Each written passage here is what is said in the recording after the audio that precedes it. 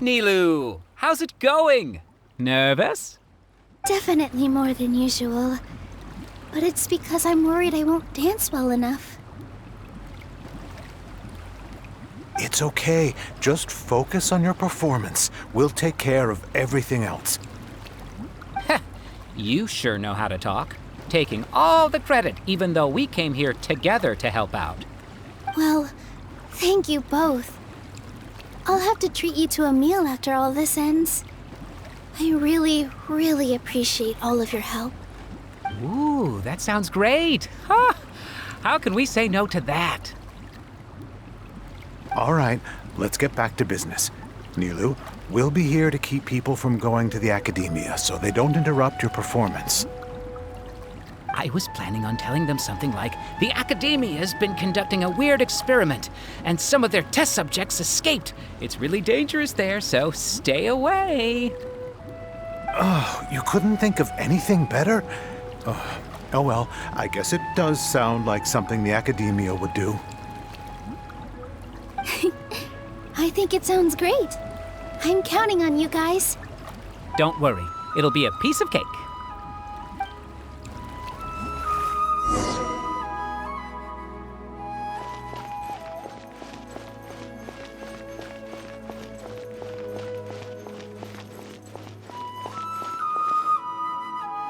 Hey, Nilu! Sorry, it's great to see you, but I'm really busy right now. Our Bait People Away with Yalda Candies plan is working beautifully. Do you want some candy? We have more than we can give out. Vihar, thank you so much for doing all of this. And even dressed up as the Knight of Flowers, no less. I'll pass on the candy, though. I cut back on sweets in the period leading up to a performance, and I'm about to start one. You have a point. The stage is cleared and everything's ready, so you can start your performance at any time. Yeah, thanks to you. I'm really grateful. All right, time to hit the stage. You're welcome. The honor's all mine, since I'll have such a great view of the show.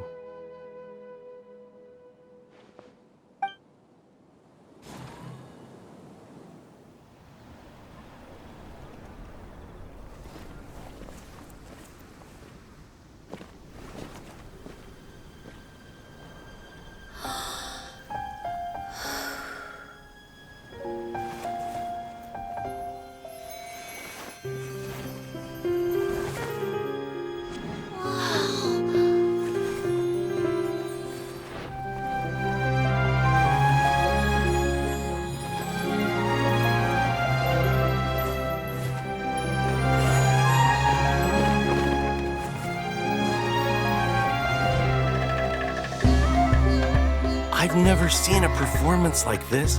This is incredible. Yeah, but I heard that public performances like these have been banned. I can't believe she's doing this here.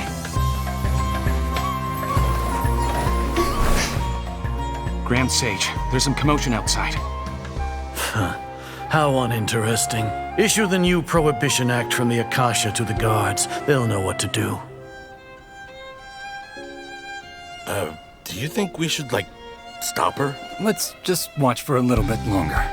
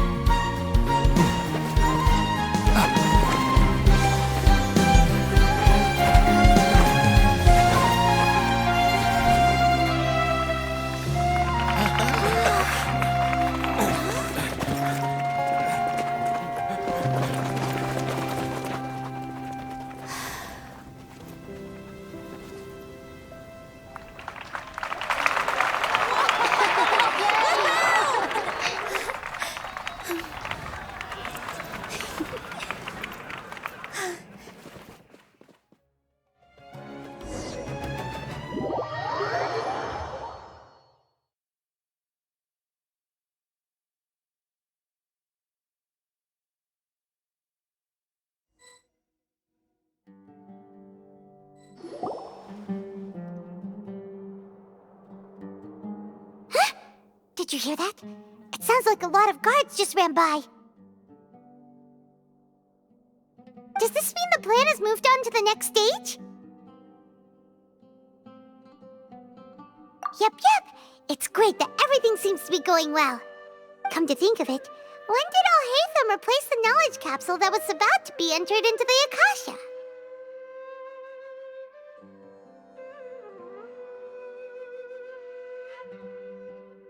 Oh, so that's when he did it! Paimon was too nervous to notice.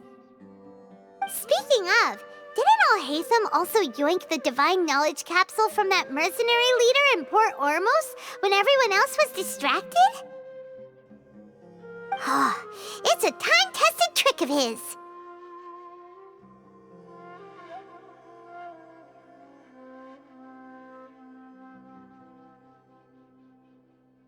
Why are we complimenting him? Yeah, he's smart and all, but he still makes Paimon's blood boil. Let's review our plan for this stage again. It's not like we have anything else to do right now anyway, and it'll help us feel more confident.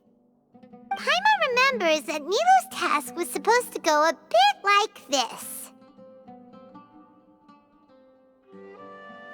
Now that Lesser Lord Kusanali's consciousness has been forcefully sealed, the core figures of the Academia and their guards have started to wear their Akasha terminals again.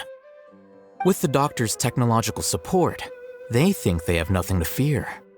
How despicable of them to rely on such a person. But this is also our chance. I was originally asked to draft the knowledge capsule for the Artistic Performances Prohibition Act when I was still at the Academia. It should be on the Grand Sage's desk right now, and will be entered into the Akasha during the next Nyargarbaha Day. Are they really going to stop all artistic performances? That's horrible! I'll make an identical knowledge capsule, but this time, I'll smuggle some misleading information into it. We only need to find an opportunity to switch the capsules. Once it's been entered into the Akasha on Nyargarbaha Day, if someone were to be seen performing in public, the sages would definitely use that opportunity to announce the ban, and so the misleading information will be disseminated amongst the guards. Sure sounds complicated, but it seems like if everything goes well, we'll be able to get rid of all the guards in the Academia without any effort. That's pretty clever, getting right into their heads. I just have one question. Even if we manage to get the misleading info out to the guards, how can we be sure that they'll believe it? People who are used to relying on the Akasha become less inquisitive, and their ability to distinguish truth from misinformation is significantly reduced.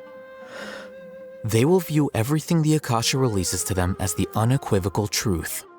The Akasha will turn humans into machines. I've seen it happen many times. Yikes. Good thing I didn't wear it for long when I was working in Sumeru City. At first, I thought it was a good thing too. By the way, this plan still requires a performer, right? Do you have someone in mind? Nilou of Zubair Theater. I know her really well. We can trust her. I'm kinda hesitant to ask her to participate in a dangerous plan like this, but we can ask her in person. All right. After the guards and the Academia are gone, then it'll be time for me and my stowaway brothers to shine.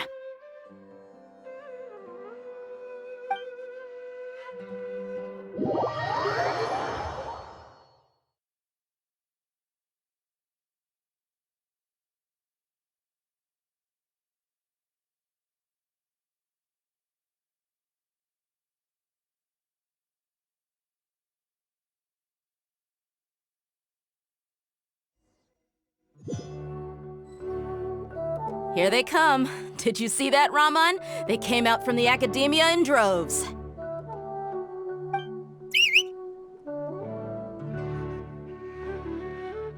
After laying low in the city for so long, this is the moment we've been waiting for.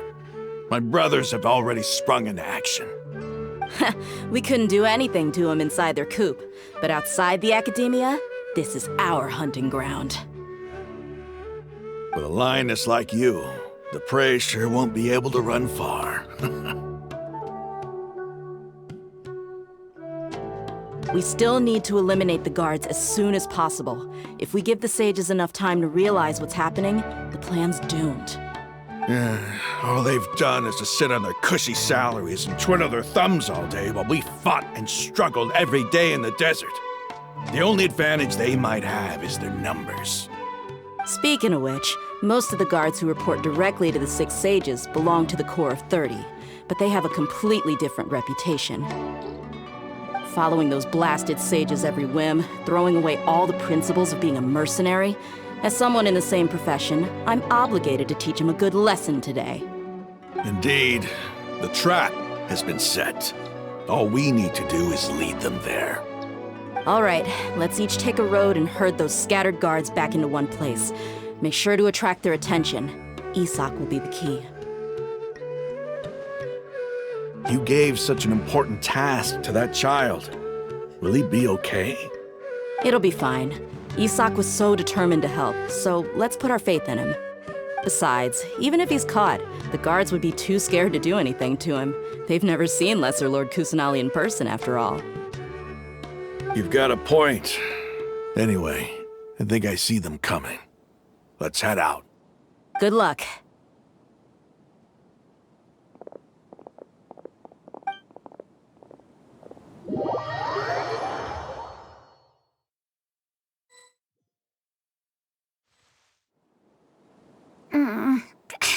This outfit. Hey, do you remember what you need to do, Isak? When the guards get here, you'll pretend to be Lesser Lord Kusanali and run away from them. Oh, yeah, I remember. Of course I do. I'm just a little nervous. Relax. Don't think about getting caught. Even if that happens, we won't leave you behind. You only need to think about getting the guards' attention and leading them to the Grand Bazaar. Leave the rest to us. Okay, got it. I'm here to pay back Lesser Lord Kusanali for helping Grandpa. I won't get cold feet. Hey, they're here. I can see the Academia guards.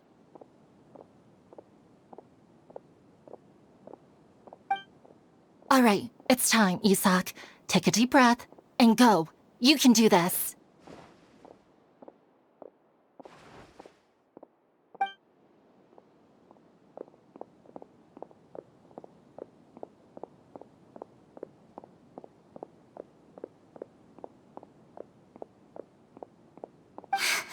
Why is there a guard over there? Did he already run ahead of me? This is different from our plan. But there's no time. I need to make a choice.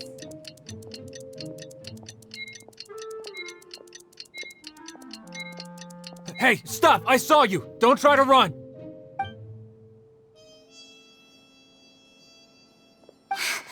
Why is there a guard over there? Did he already run ahead of me? This is different from our plan. But there's no time.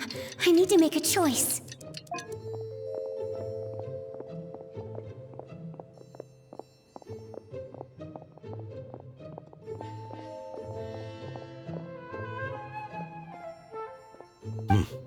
Let's have a look behind the house. What should I do next? Huh. Looks like nothing's here. A wasted time. Luckily, he didn't check behind the tree. What should I do next? The guard looks alert. What should I do next? Hey, stop! I saw you! Don't try to run.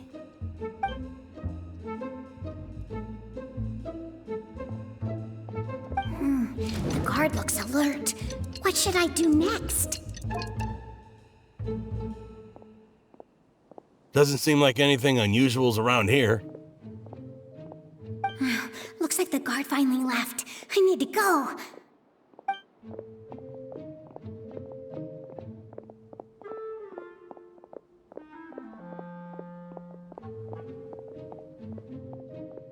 Hey!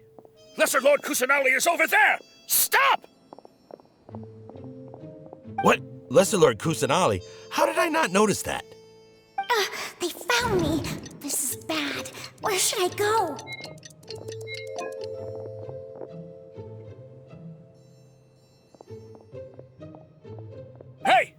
Lesser Lord Kusanali is over there! Stop!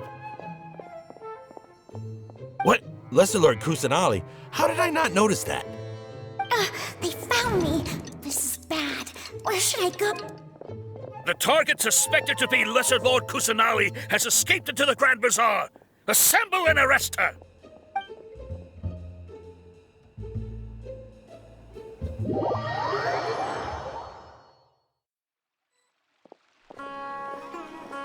Where did she go?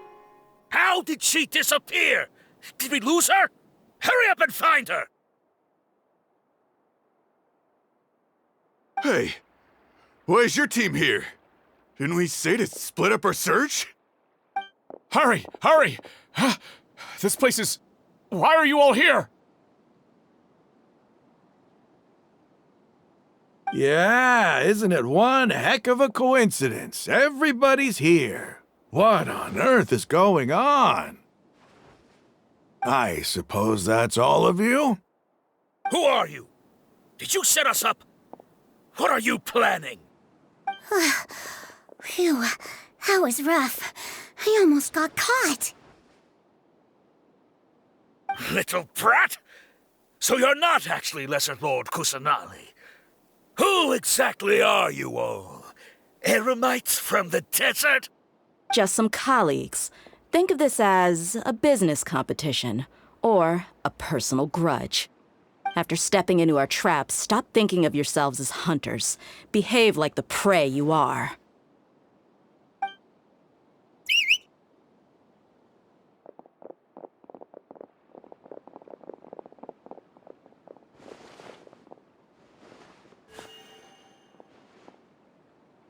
An ambush? How's that possible? This is Sumeru City, but mercenaries from the desert somehow ambushed us! You've spent all your time hiding away in the academia. This place has long since become our hunting ground. Brace yourselves!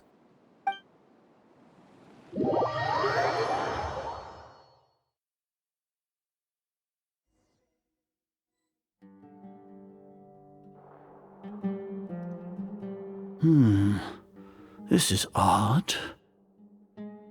The academia has quieted down after the conclusion of the Niagarbaha Day ceremonies, but it's much quieter than usual. Where are the guards? Why have I not seen a single one? Guards? Guards! Grand Sage, how may I be of assistance? I called for the guards. Why did you come? My apologies, Grand Sage. Right now, all Academia guards have entered the city to perform the ordered arrest. I thought you knew. Arrest? Who is there to arrest? I have an ominous feeling. Arrest Lesser Lord Kusanali, right? Is that not what the order was? Lesser Lord Kusanali? You mean she has disappeared? Yes. I wouldn't dare make up something like that. Right now, everyone is in a panic, and many are saying that Lesser Lord Kusanali will take revenge on us. What happened? Just what is going on?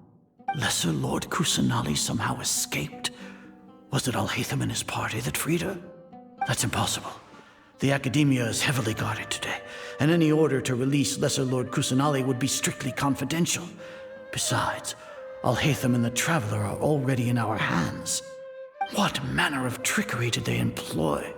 How could Lesser Lord Kusanali disappear into thin air? Disappear? Wait. How was the arrest order distributed to the guards? It was issued by the Akasha earlier today. Only you have the authority to send messages like that, so I thought it was your order. Let me check.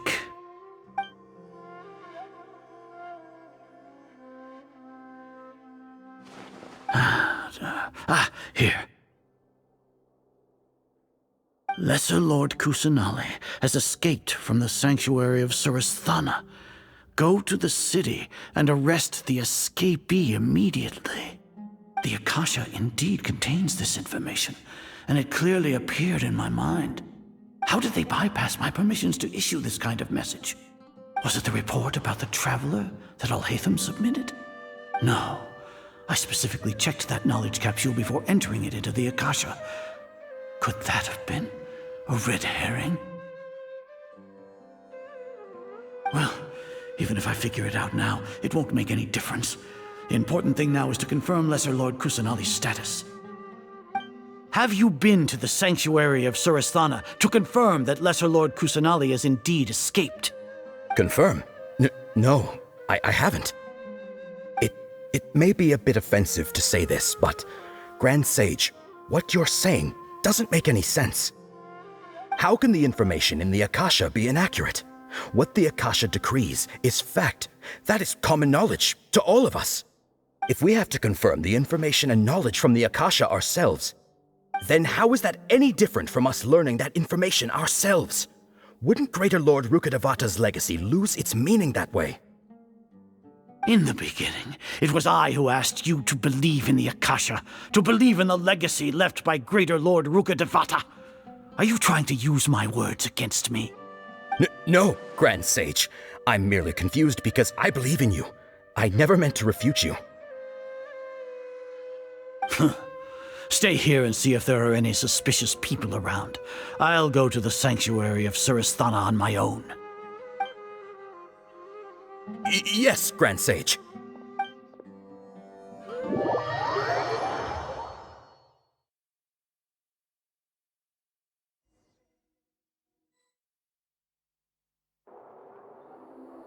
Lesser Lord Kusanali has escaped from the sanctuary of Surasthana.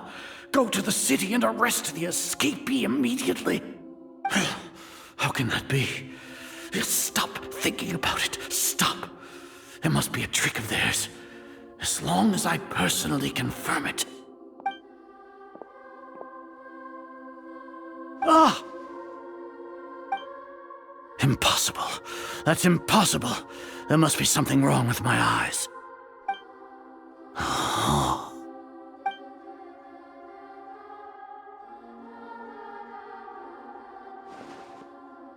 What a comical sight, Azar.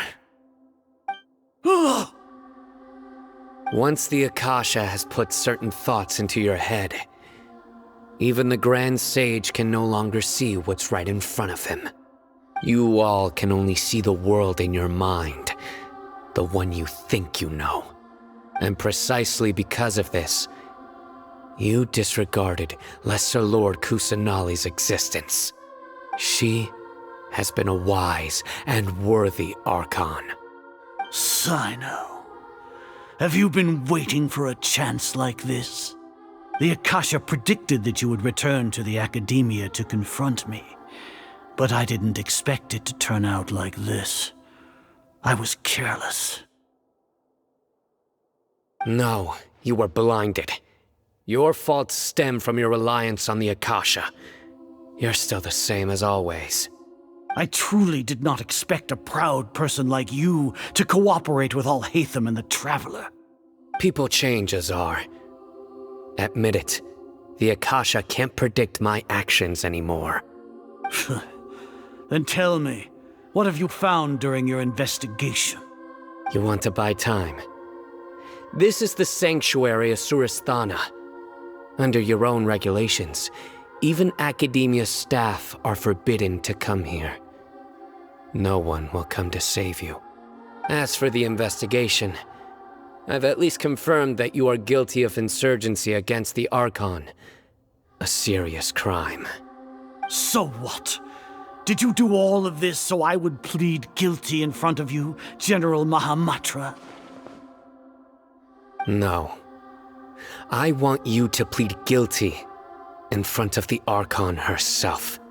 You once said that I had no standing to judge you. So now, how about judgment in the name of a god?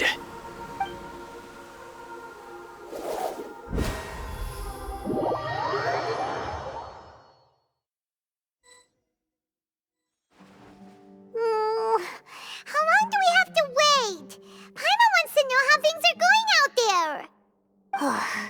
Paimon hasn't heard any sounds outside for a while. Hopefully Hopefully something bad didn't happen.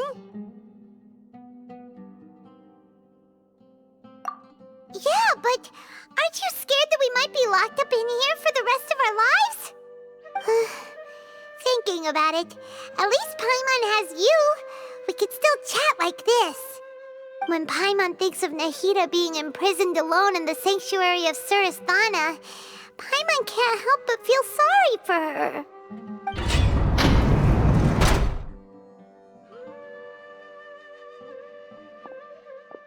Here comes your savior. Dia! Paimon just knew you would come to rescue us!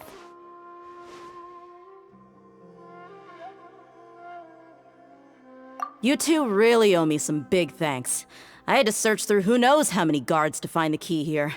It felt even more tiring than whacking them. I'm exhausted. Thanks a lot. Need Paimon to rub your shoulders?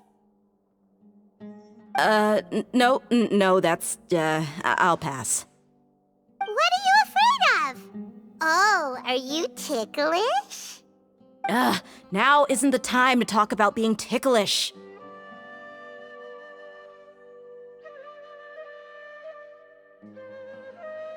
Things in the city and on Sino's side are both going well. The guards that stormed out of the academia are all taken care of. The Corps of 30 is in charge of the city's defenses, but we already talked to Asfand. They've been fed up with the sages bossing them around. As long as it doesn't break their employment contracts, they'll turn a blind eye. That's probably because you've been super great friends with them for a long time. So, how's Sino doing? The Grand Sage is in his custody. Even I know how terrible it is to fall into Sino's hands, so he probably does too. Sino forced him to release Lesser Lord Kusanali. He has no choice but to obey. So, hurry to the sanctuary of Surasthana. Assuming nothing weird happened, we should have already rescued our Archon.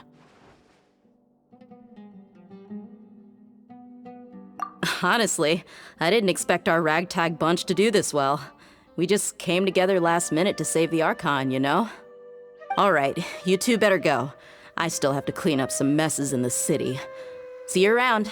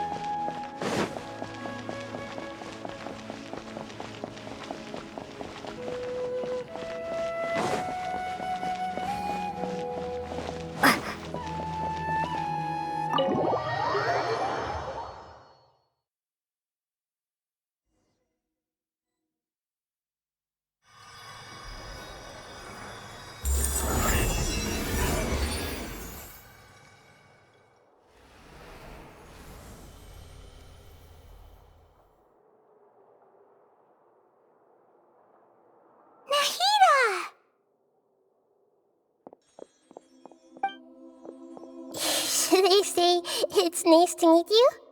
This is the first time we've met in real life. Before, we've only met in dreams, consciousness, or when I was in someone else's body. Thank you so much for coming to rescue me, but I also need to apologize. During this time, I did some self-reflection. My sense of inferiority and yielding to the academia led to all of this, and created so much trouble for you all.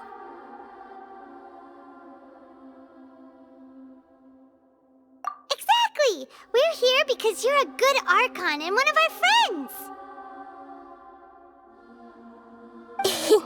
Thanks, you two. Amazing. So this is how it feels to walk out of that cage with my own body.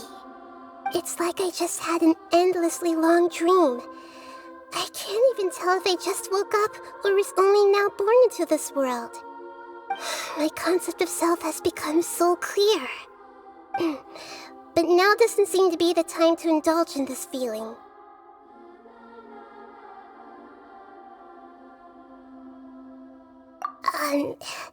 This is really embarrassing. You all just rescued an Archon, and now she needs your help to save her country, and even the entire world. It's okay. With you here, Paimon's sure that everything will work out. There's one more thing. What is it? For all the things the Academia did to me, and for all the folly it committed in the name of wisdom, as their Archon, I will make them pay. Ah! Wow! That's the spirit! You're finally standing up for yourself and not letting people walk all over you! I understand now. To be a better Archon, I first need to better myself. If you haven't even figured out how to be a caterpillar, how can you be a butterfly? Yes, true. That reminds me. I wonder how far along the Academia is with their god creation plan. We need to hurry and prevent the birth of that false god. I need to make some preparations. Since I'm now free, I can establish a direct link to the Akasha and control it. First things first, I need to remove the restrictions that the doctor put on me in the Akasha. After that, I'll make some adjustments and revoke the sage's permissions. The Akasha will then be like how it originally was, only operable by the Archon. After all, the Academia betrayed Greater Lord Rukkhadevata's trust. This might take some time. In the meantime, you should also work on your own preparations. If we don't stop the god creation plan in time, we'll be in for a tough fight.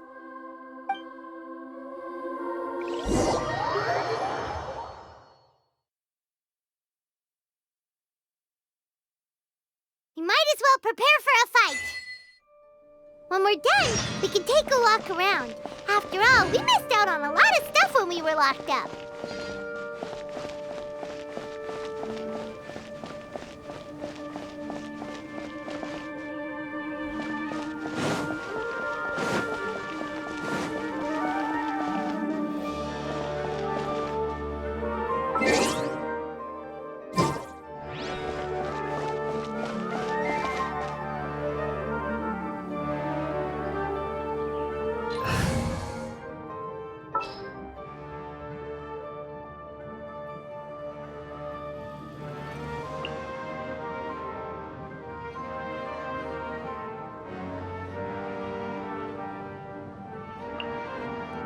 We'll need a strategy.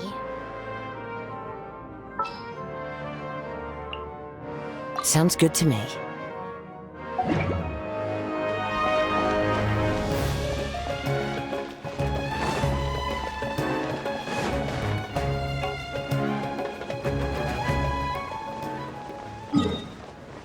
This is...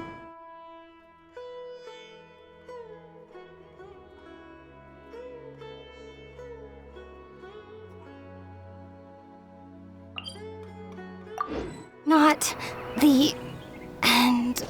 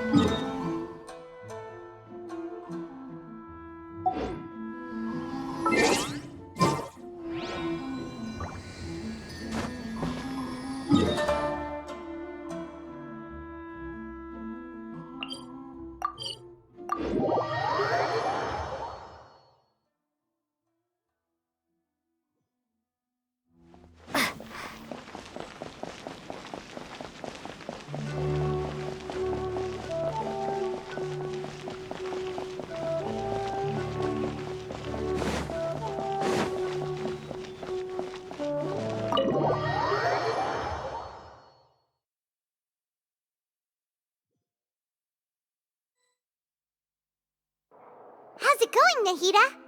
I'm done with the parts that needed my involvement to complete. Although it's my first time working with the Akasha like this, its internal structure and operation procedures are easy for me to understand. Greater Lord Rukkhadevata's design is truly brilliant. Oh, also, this is for you. Huh? What's this little floaty thingy? It's a small device I put together just now. You can think of it as an upgraded Akasha terminal. You may not need it right now, but it should be helpful in certain situations. Wait! This thing has the same characteristics as Paimon! We're both small things that float! Oh, all the things that make Paimon special got copied! When Paimon appears with the Traveler from now on, people won't remember Paimon because she isn't unique anymore! It's alright, Paimon. It can't replace you. It's only a flying device, but you're the Traveler's irreplaceable friend. You're so good at comforting people, Nahida. If only the Traveler was as smart as you. I was simply telling you what I feel to be the truth. I wasn't trying to comfort you. Nahida, you're a natural at this. What you just said made Paimon even happier. By the way, there's something I need to confess. Even though I'm the Archon and in control of myself again, I'm not very good at fighting. You may have heard that an Archon's power is derived from their people's faith. However, I'm not as well loved as Greater Lord Rukkhadevata. If we get into a situation where combat is our only option, I'll have to count on you, and I'll do my best to provide support. I'm glad I can rely on you. So the God of Wisdom isn't good at fighting? That actually sounds about right. I've located where the false god is. Time is of the essence, so let's skip to it.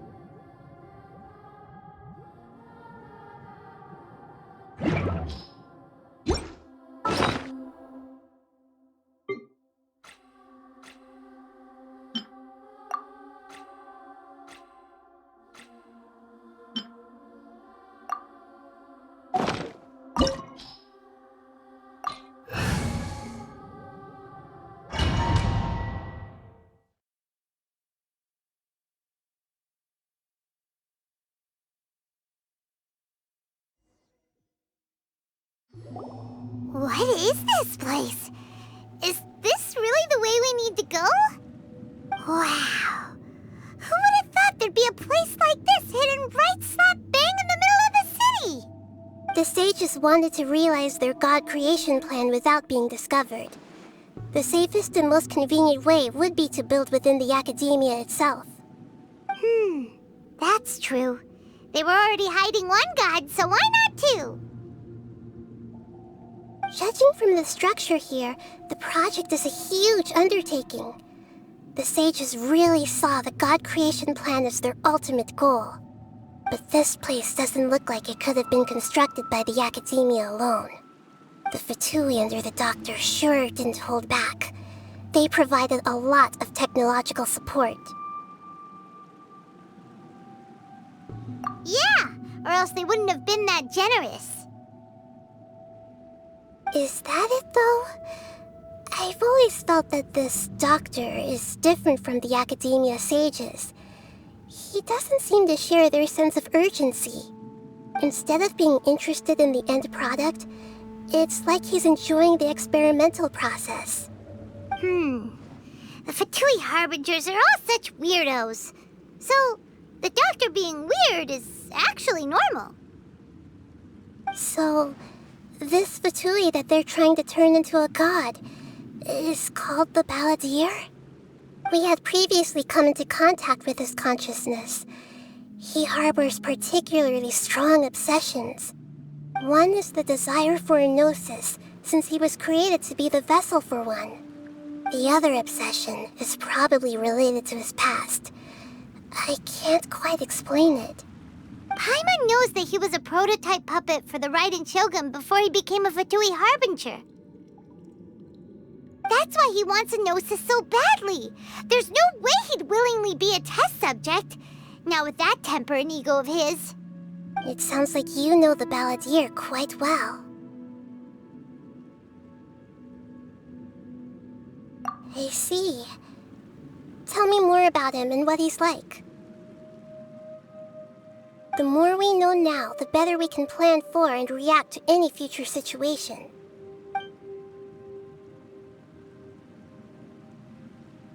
Ah, I see. How fascinating. Alright, time to go. Let's get through here and meet him in person.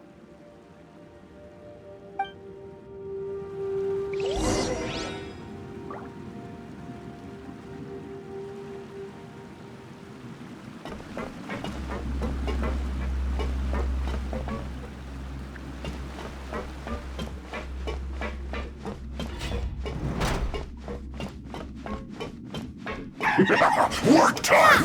Time to work! Put your back into it! Come with nature. Allow me! I will end it. Go on! Give me a go! Time to put my work.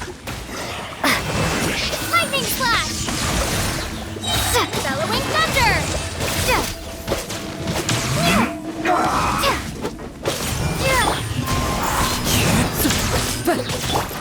Hold the line!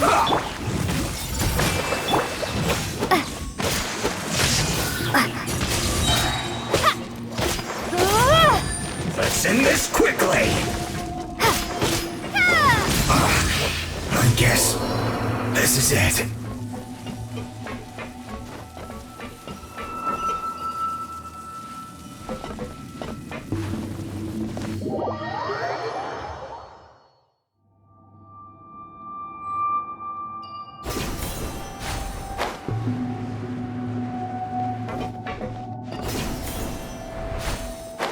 It looks like we can climb up these pipes.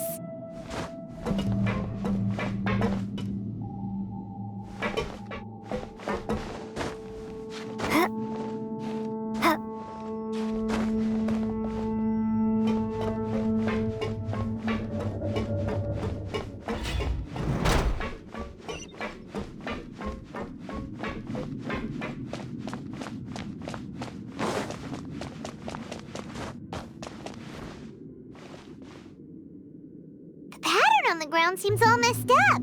Let's go around and see if there's a way to fix it.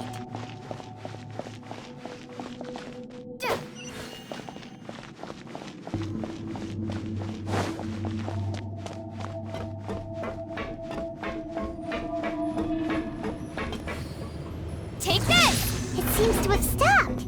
Let's continue.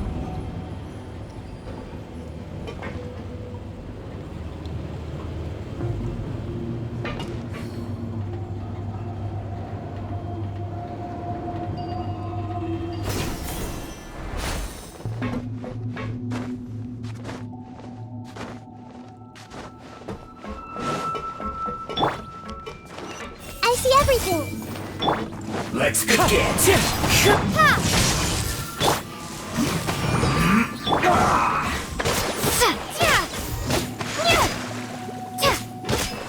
I will end you. Let's end this quickly.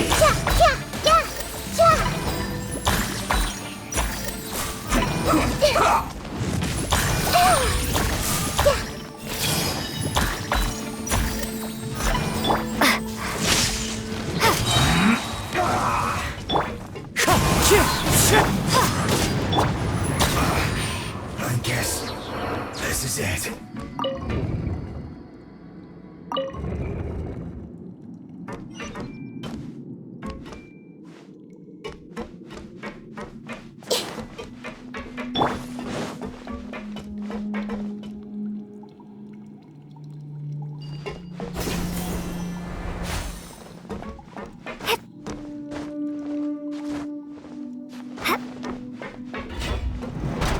Frozen. Lightning flash. Chris, you'll get frostbite.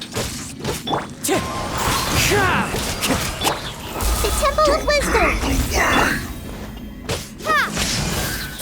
Freshness preserved.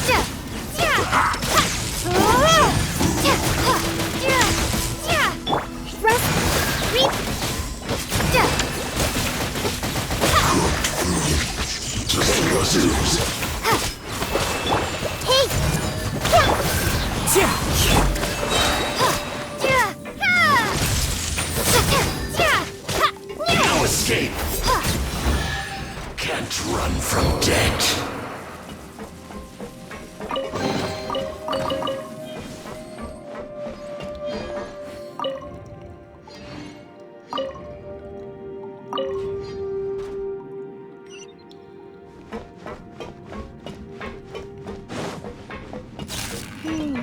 The cart is stuck.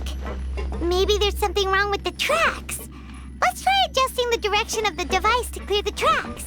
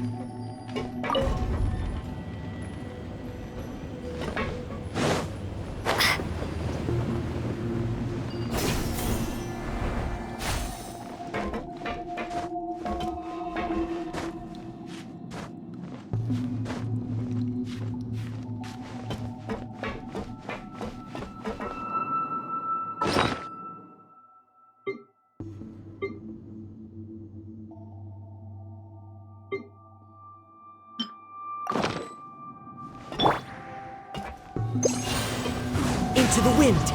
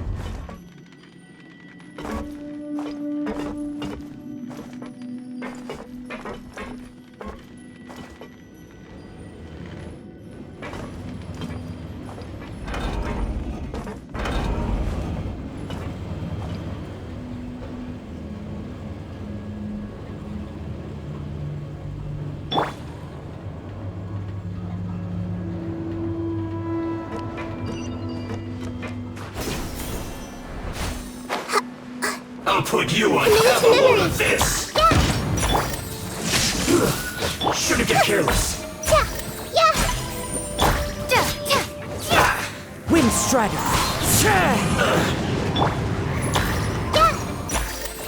Grow! Ida, you need to hurry up! Fuel's clogged!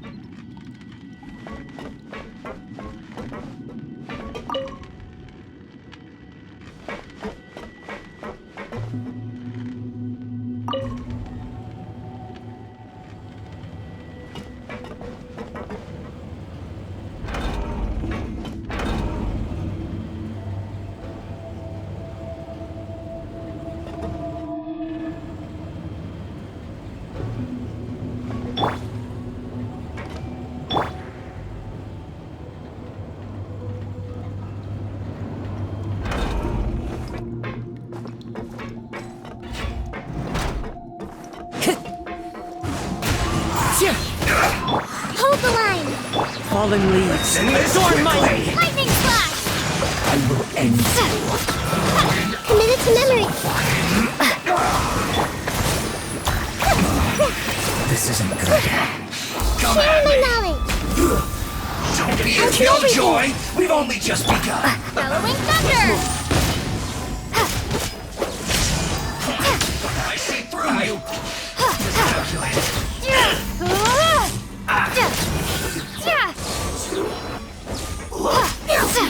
Allow me! This made her look.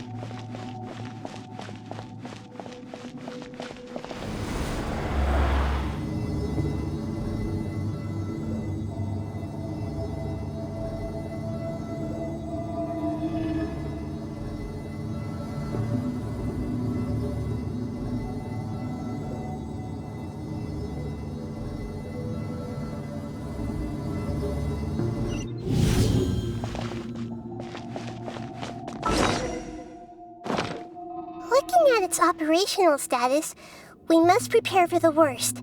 The god they wanted to create is likely close to completion or already completed.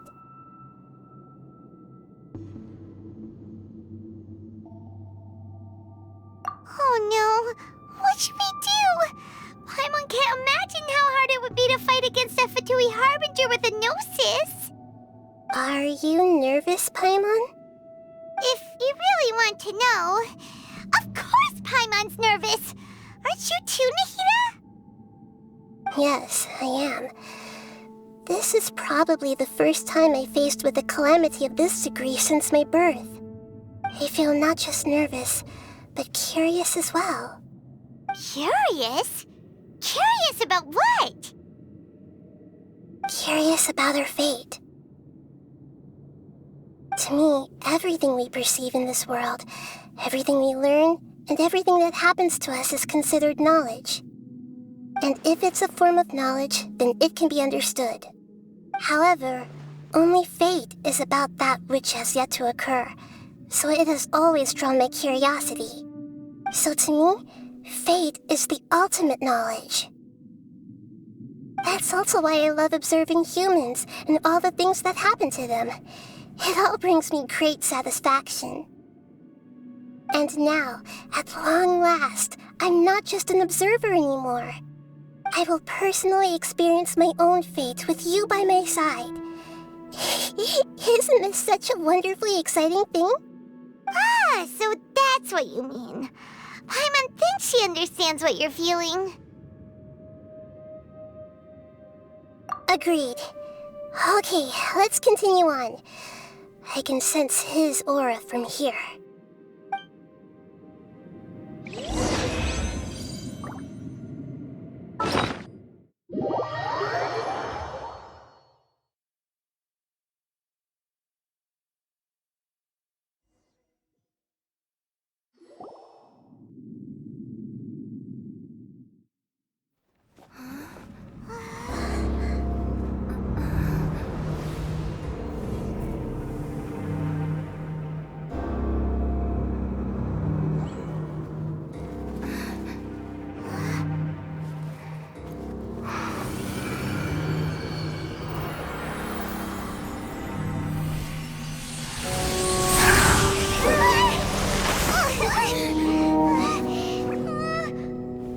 Who would have thought the world would be so eager for my birth? I remember you, Booer, the god of wisdom, and standing beside you, the traveler. Is he all-knowing and powerful now like Greater Lord Rukkhadevata? No, I can't feel the same kind of divinity I felt from the Greater Lord. It seems that the sages didn't get the chance to infuse the divine knowledge capsules into him. But even still, he has undoubtedly become a true god now. So we're too late? The Balladeer has already become a god? The Balladeer. A long bygone title. When my spirit ascended to divinity, I felt as if I had existed for the same number of epochs as heaven and earth. Looking back, the existence of what once called itself Kunikazushi appears infinitely small and ugly.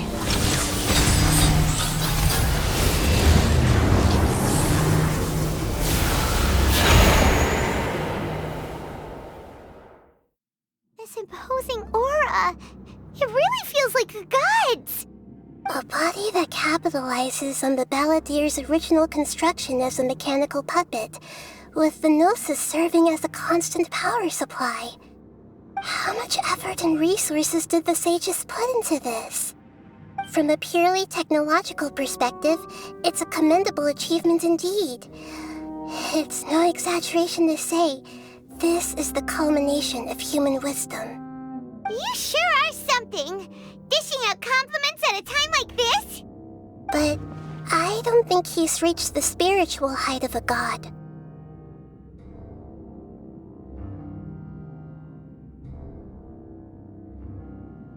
Strife is engraved upon every god and every gnosis brought forth into this world. Can you feel it? The exhilaration of such power, and the thrill of anticipation for our contention. Nahida wouldn't feel the same things as you! Do you not realize that you are interrupting a conversation between gods? Lowly creature, know your place!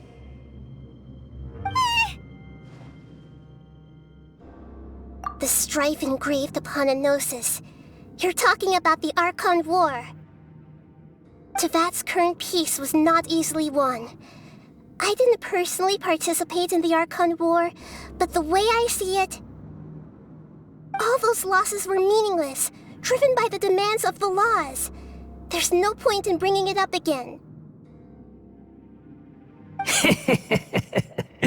Is that so? Yet I am deeply disappointed that I was never allowed the fortuity to personally participate in the Archon War. This is a first. Encountering a god in this world who does not crave power. No wonder your own people have abandoned you, god of wisdom.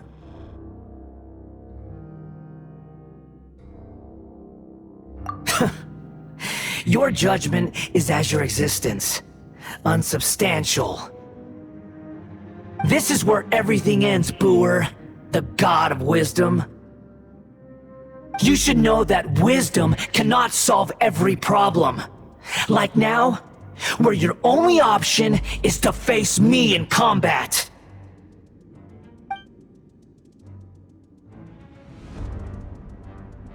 Come!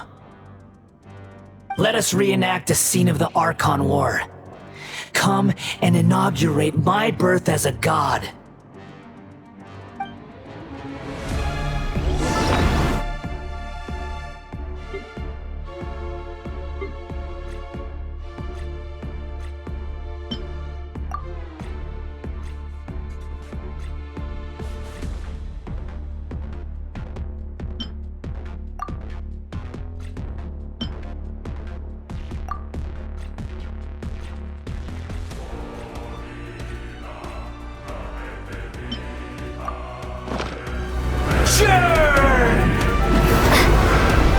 Hold the line! Everyone hold hands! The Temple of Wisdom! Clouds high. The birds come. Thunderclap! Feeble human!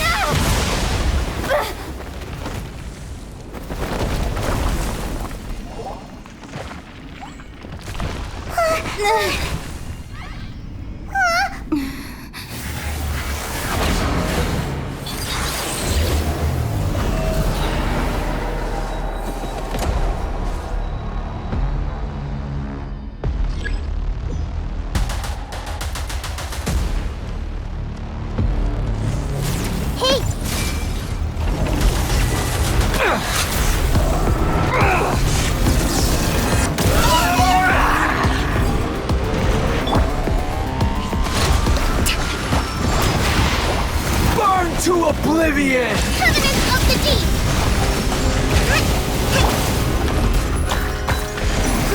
Grow! Kneel!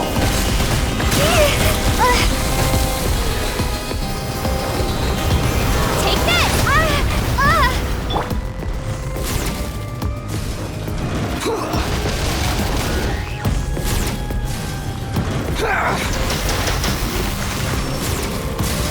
Allow me!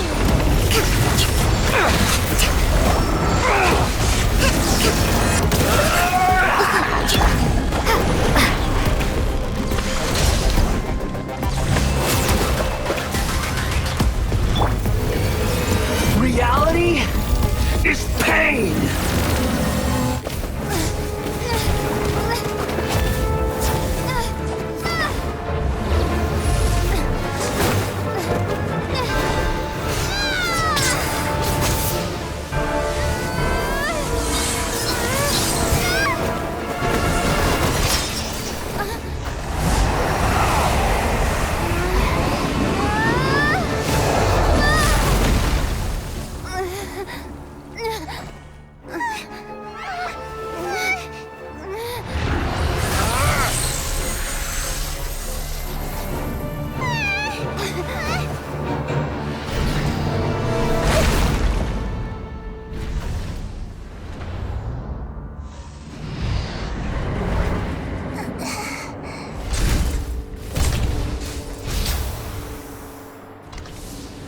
This is supposed to be a battle between gods, yet you choose to hide behind a mortal.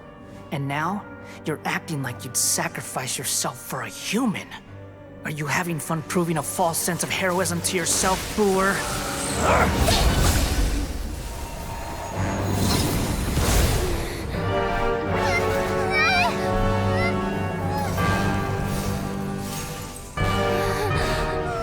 The data collection is almost complete. Do you even know how many times you've tried to take my gnosis from me?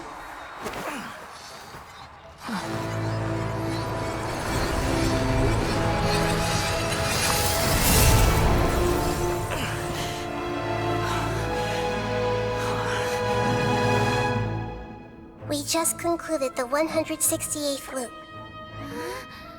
Did you know that in the effort to create you, the people of Sumeru were forced to live through the exact same number of Sub-Zerus festivals and Samsara cycles?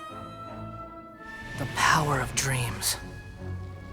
When did you use it on me?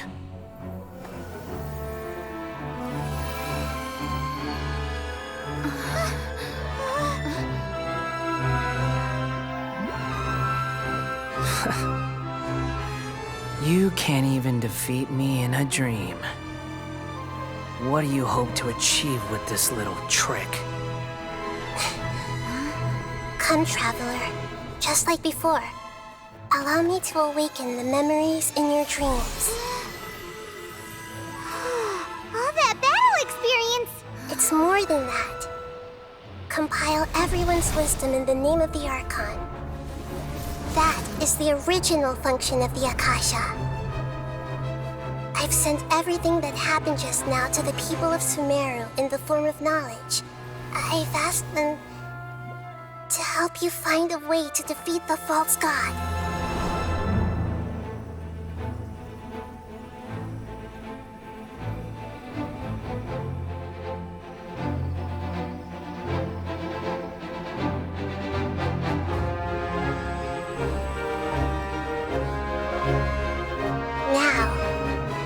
Sumeru's wisdom is at your disposal. Meaningless tricks won't save you.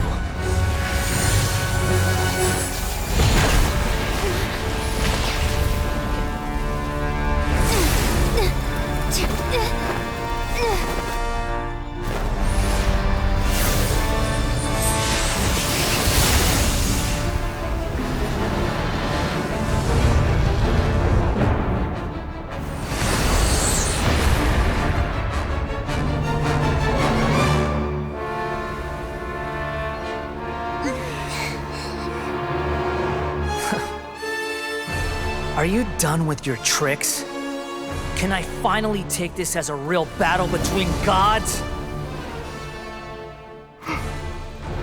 I'll leave this to you, the first sage of Boor.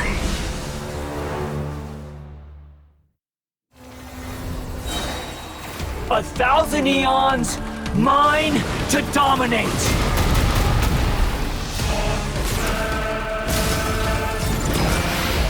Burn to oblivion! Share my knowledge! Lightning slash! Kneel!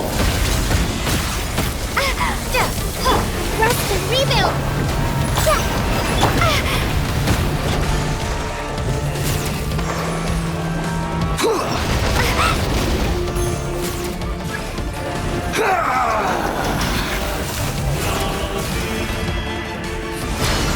Tremble!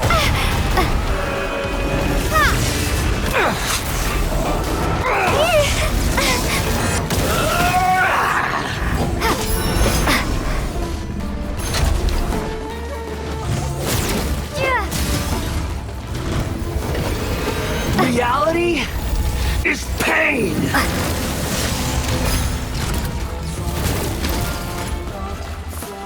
Good riddance, cruel world.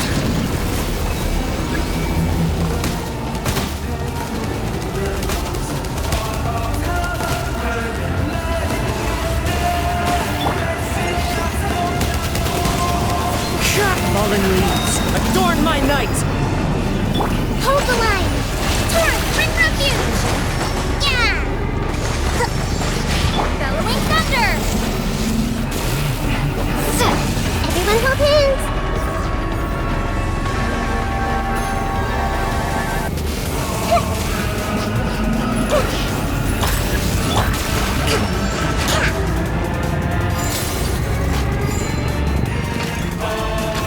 Your new god awakens! Now, your eyes have been opened.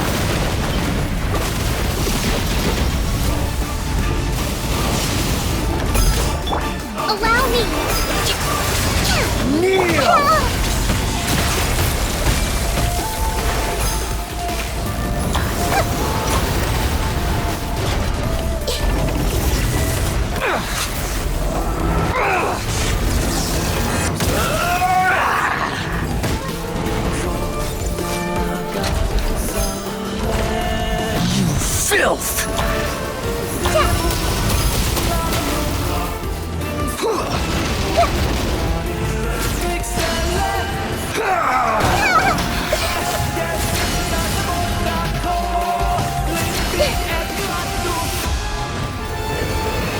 reality is pain! I see everything! Let's move out. Hold the line!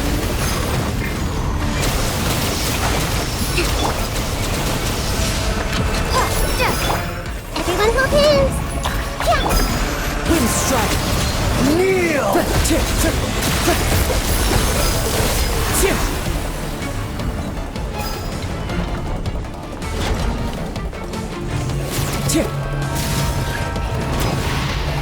Burn to oblivion!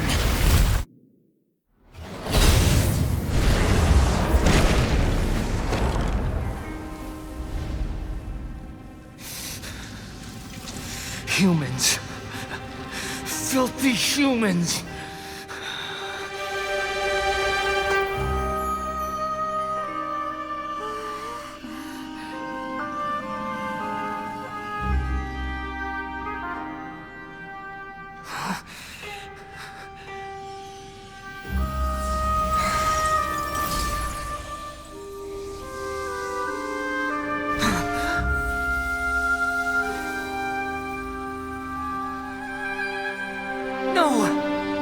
Wait! Please! Anything but the Gnosis!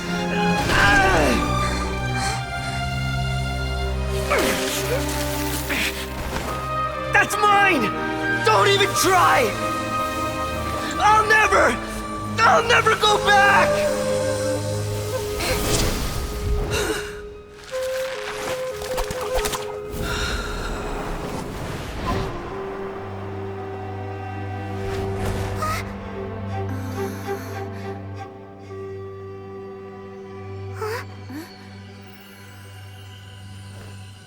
We haven't yet found the answer to the most important mystery. Irminsul is still waiting to be saved. With the power of another Gnosis, we may now finally understand the last memory of Greater Lord Rukkhadevata.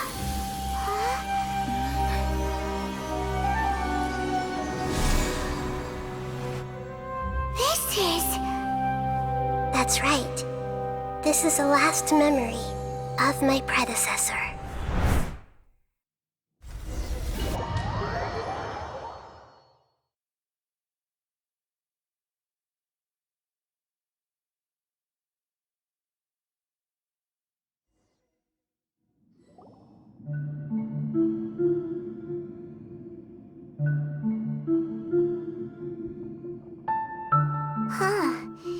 This sure seems very different from what Paimon imagined. Shouldn't Irminsul be in this realm of consciousness?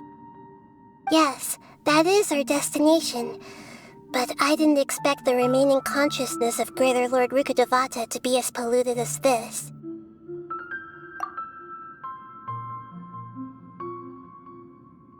Forbidden knowledge?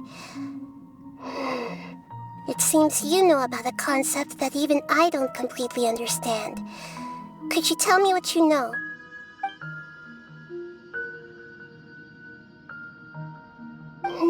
Your inference seems logical enough. Forbidden knowledge once polluted the desert thousands of years ago, but was successfully repelled thanks to King Deshret's self-sacrifice, and Greater Lord Rukkhadevata nearly exhausting her power.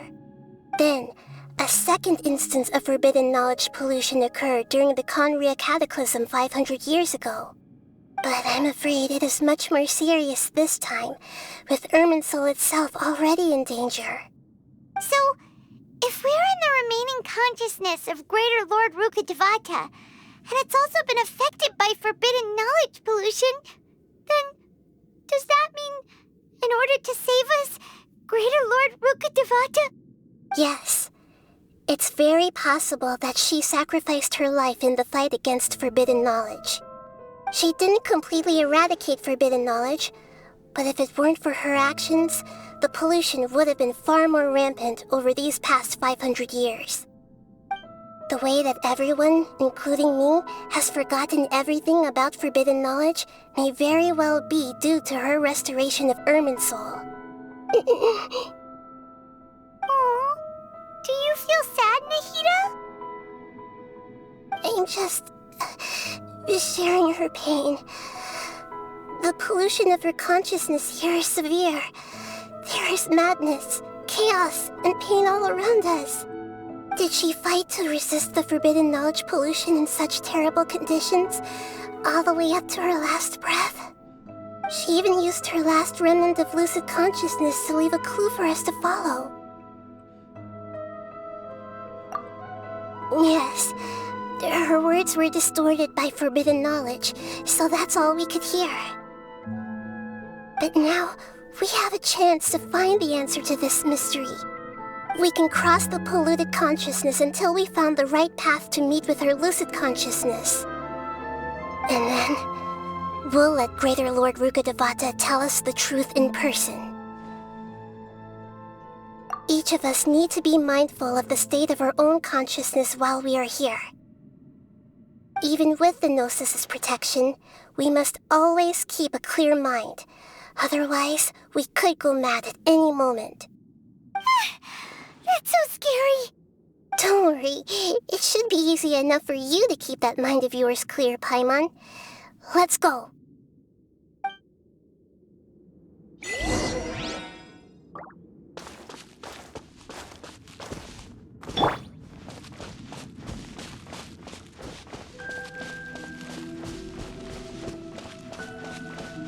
Are we in the air?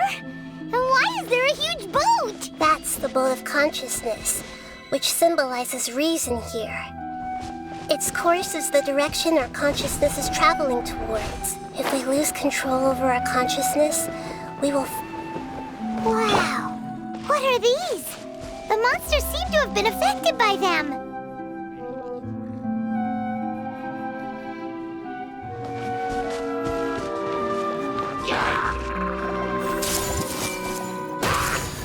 Take that!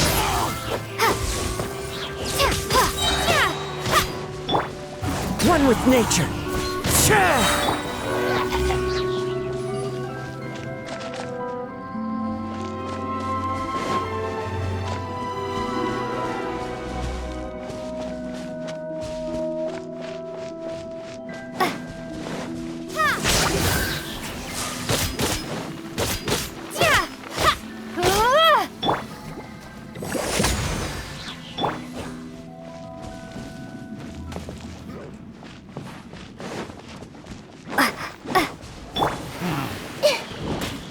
I see everything!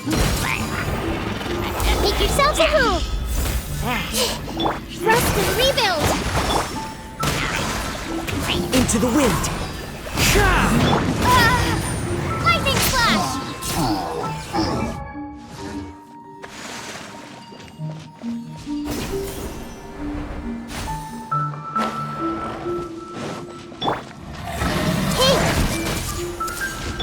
Hold the line! Clouds high. The birds call. Share my knowledge!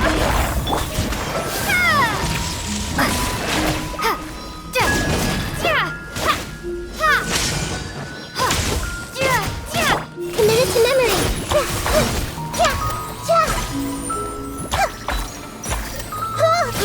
Grow!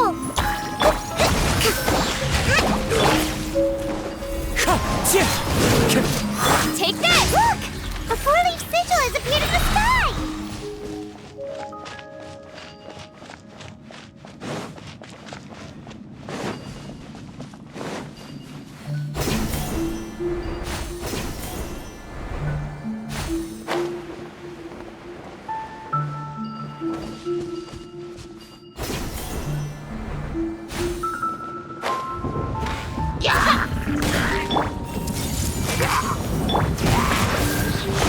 Time to go.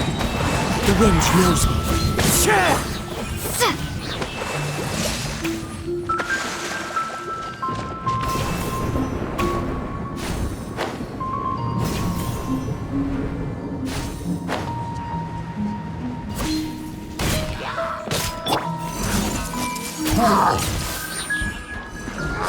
Make yourselves at home! One with nature. Everyone hold hands!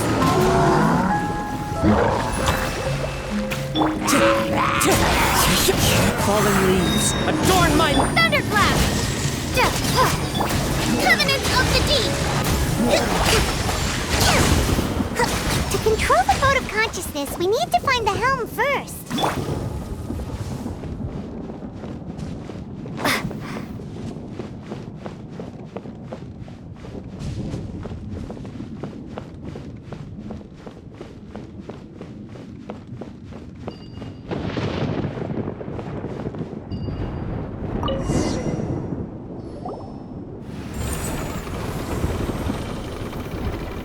We changed direction.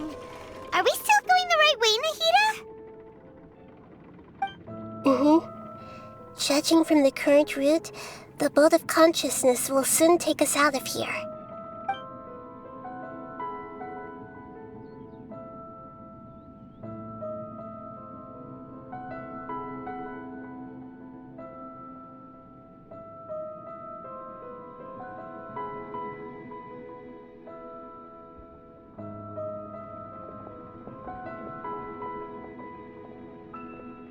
We'll be arriving at our destination soon. How are you feeling? Are your minds still intact? Huh?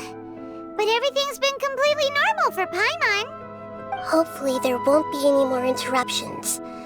This time, we should be able to meet Greater Lord Rukkhadevata. Are you saying you've never met Greater Lord Rukkhadevata before? No. It seems that my birth and her death took place at the same time. Otherwise, I think she would have given me a little more guidance, and I could have done a better job. Hey, you've done a great job, Nahida. Let's get out of this creepy place and go meet her.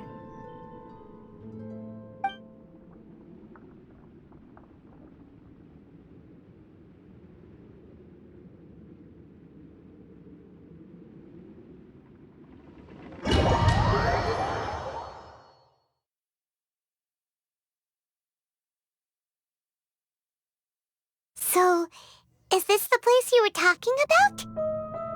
The base of Irminsul?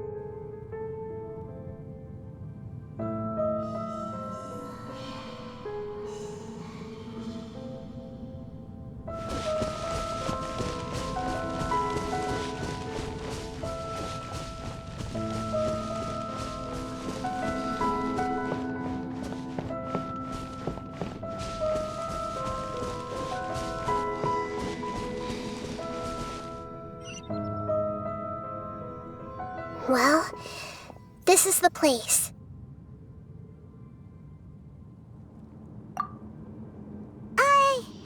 We're here to find Greater Lord Rukkhadevata, right?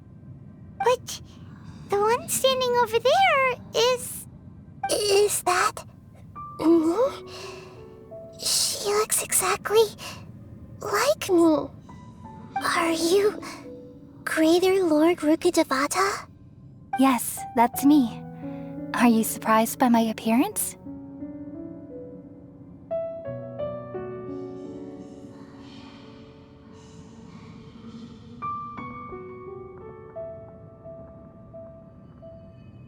Irminsul and the surrounding lands have been reproduced here as they were years ago. But this is just a realm of consciousness. We are manifestations of the same nature.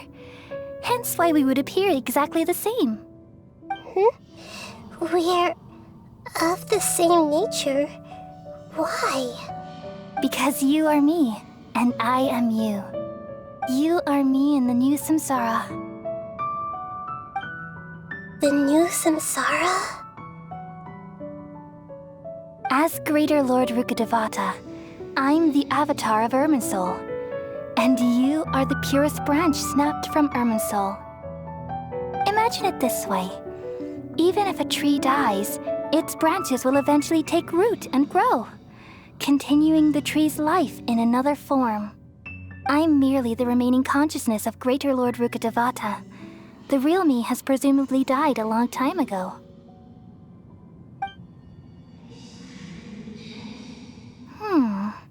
Judging from your appearance, I've probably been dead for 500 years. But you're finally here. My new self in the samsara.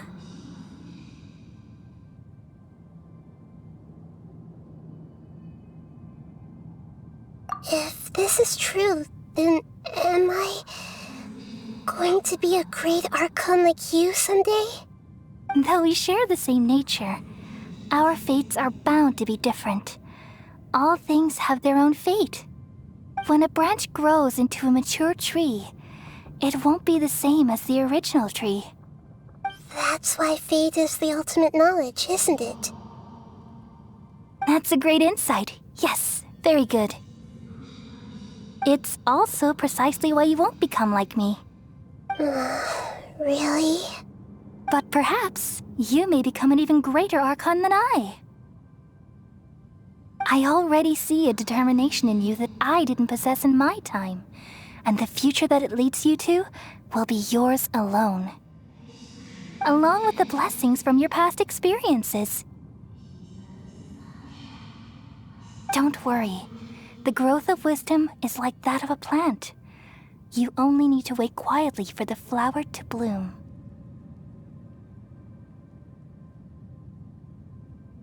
Come to think of it, the sages never had the faintest inkling of the meaning of wisdom. Thank you. Nothing makes me happier than discovering that the Archon I always admired was in fact myself in another fate. It's so nice to speak with you, Greater Lord Rukkhadevata.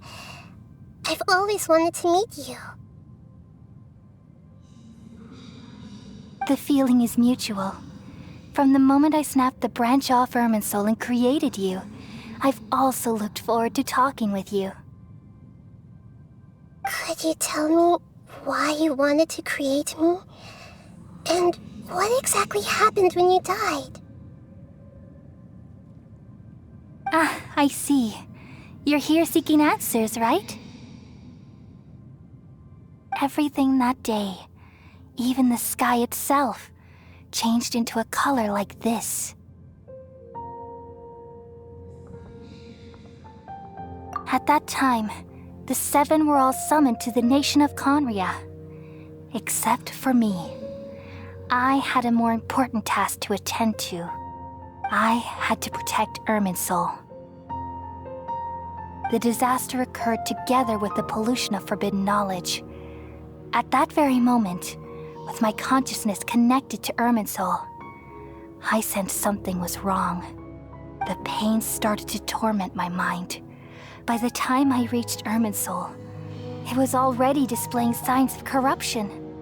Had I not repelled the pollution of forbidden knowledge with King Deshret thousands of years ago, I might have felt even more hopeless and lost. So what exactly is forbidden knowledge? It's a kind of knowledge that doesn't belong to this world, and a form of truth that can't be understood. It came from the very bottom of the abyss. Even I could never understand it.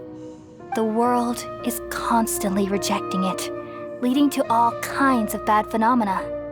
If we allow forbidden knowledge to pollute Irminsul, I'm afraid the entirety of Tevat could fall apart. So, there's knowledge that even the God of Wisdom can't understand? At that time, I knew I couldn't repel the forbidden knowledge with my strength alone. Which is why I created a device that compiled human wisdom and named it the Akasha. It's truly the world's most amazing invention. Thank you. For a long time, I thought dreams were the fruit of human wisdom. Though it was selfish to do so, I borrowed people's dreams using the Akasha. Then I compiled their wisdom and all of my own power. Well, did it work? Thanks to the wisdom of the people of Sumeru, almost all the forbidden knowledge was cleared from Irminsul. But things didn't go as smoothly as I thought. I had a terrible headache, which gave me an uneasy feeling. And then I remembered that my consciousness was also connected with Irminsul. It brought me knowledge and wisdom, but vile corruption as well. From the very beginning, my existence had been polluted by the forbidden knowledge. Oh no! How could that happen?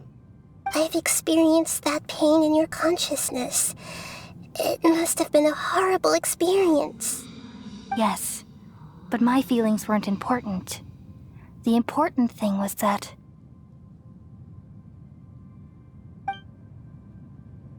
even if I died, my existence and everything related to me would continue to exist in Irminsul as memories and knowledge, meaning that the forbidden knowledge couldn't ever be permanently eradicated. And there's no way for me to eliminate myself. It would be a sort of paradox. So, I took the purest branch of Irminsul as my incarnation in the next samsara and left a trail of clues, all in hopes that you would come here and remove me and my pollution from Irminsul forever. Wait, no, I can't. So you realize what that implies? You are very smart indeed. Irminsul has all the knowledge and memories of this world. And as you've realized just now, removing me from Irminsul means I essentially will never have existed in this world. But this is the only way to save Irminsul. People love you so much and they've missed you so much over the past 500 years.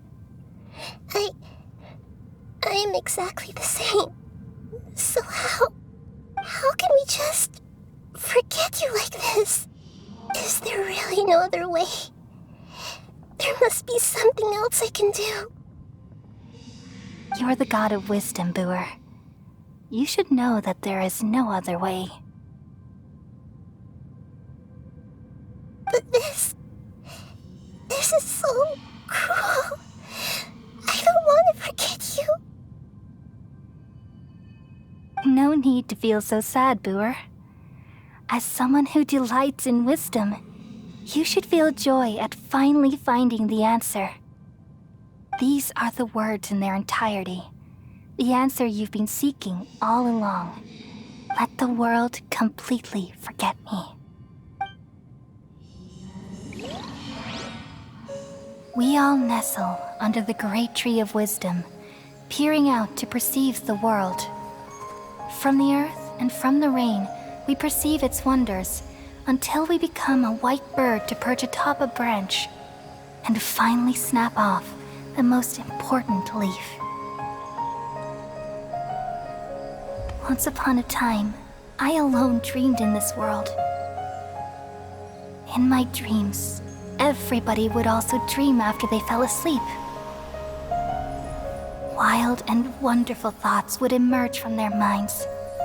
Some tumbled to the ground, and others floated to the sky, connecting all things in the world into one dazzling net. Among a plethora of worlds were numerous smaller worlds, all of fate, finding within the tapestry their brilliant glow. I gradually understood that these indescribable and constantly changing things are the most profound things in the world. Only they can completely repel the madness. Only dreams can awaken consciousness from the deepest darkness.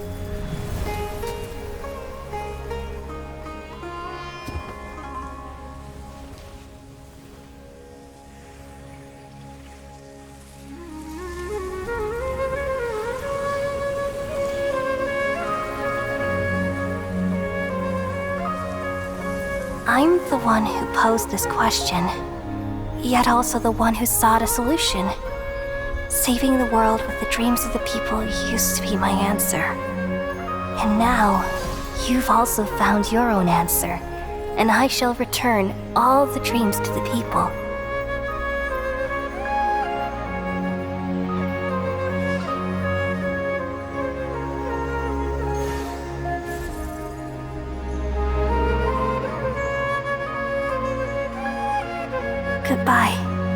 people of Sumeru. May you be blessed tonight with the sweetest of dreams.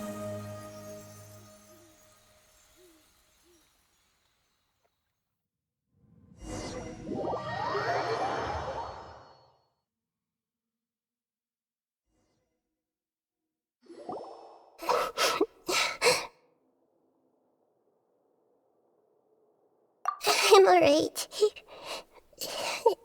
I'm just a little confused. We've just saved the world, right? So why am I crying?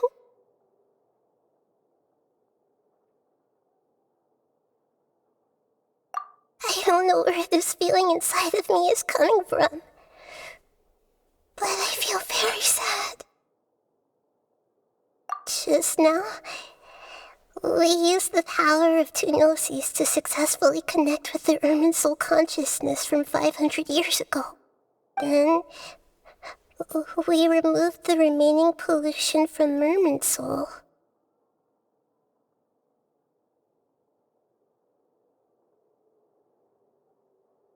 Yeah, what's wrong? Weren't you there just now?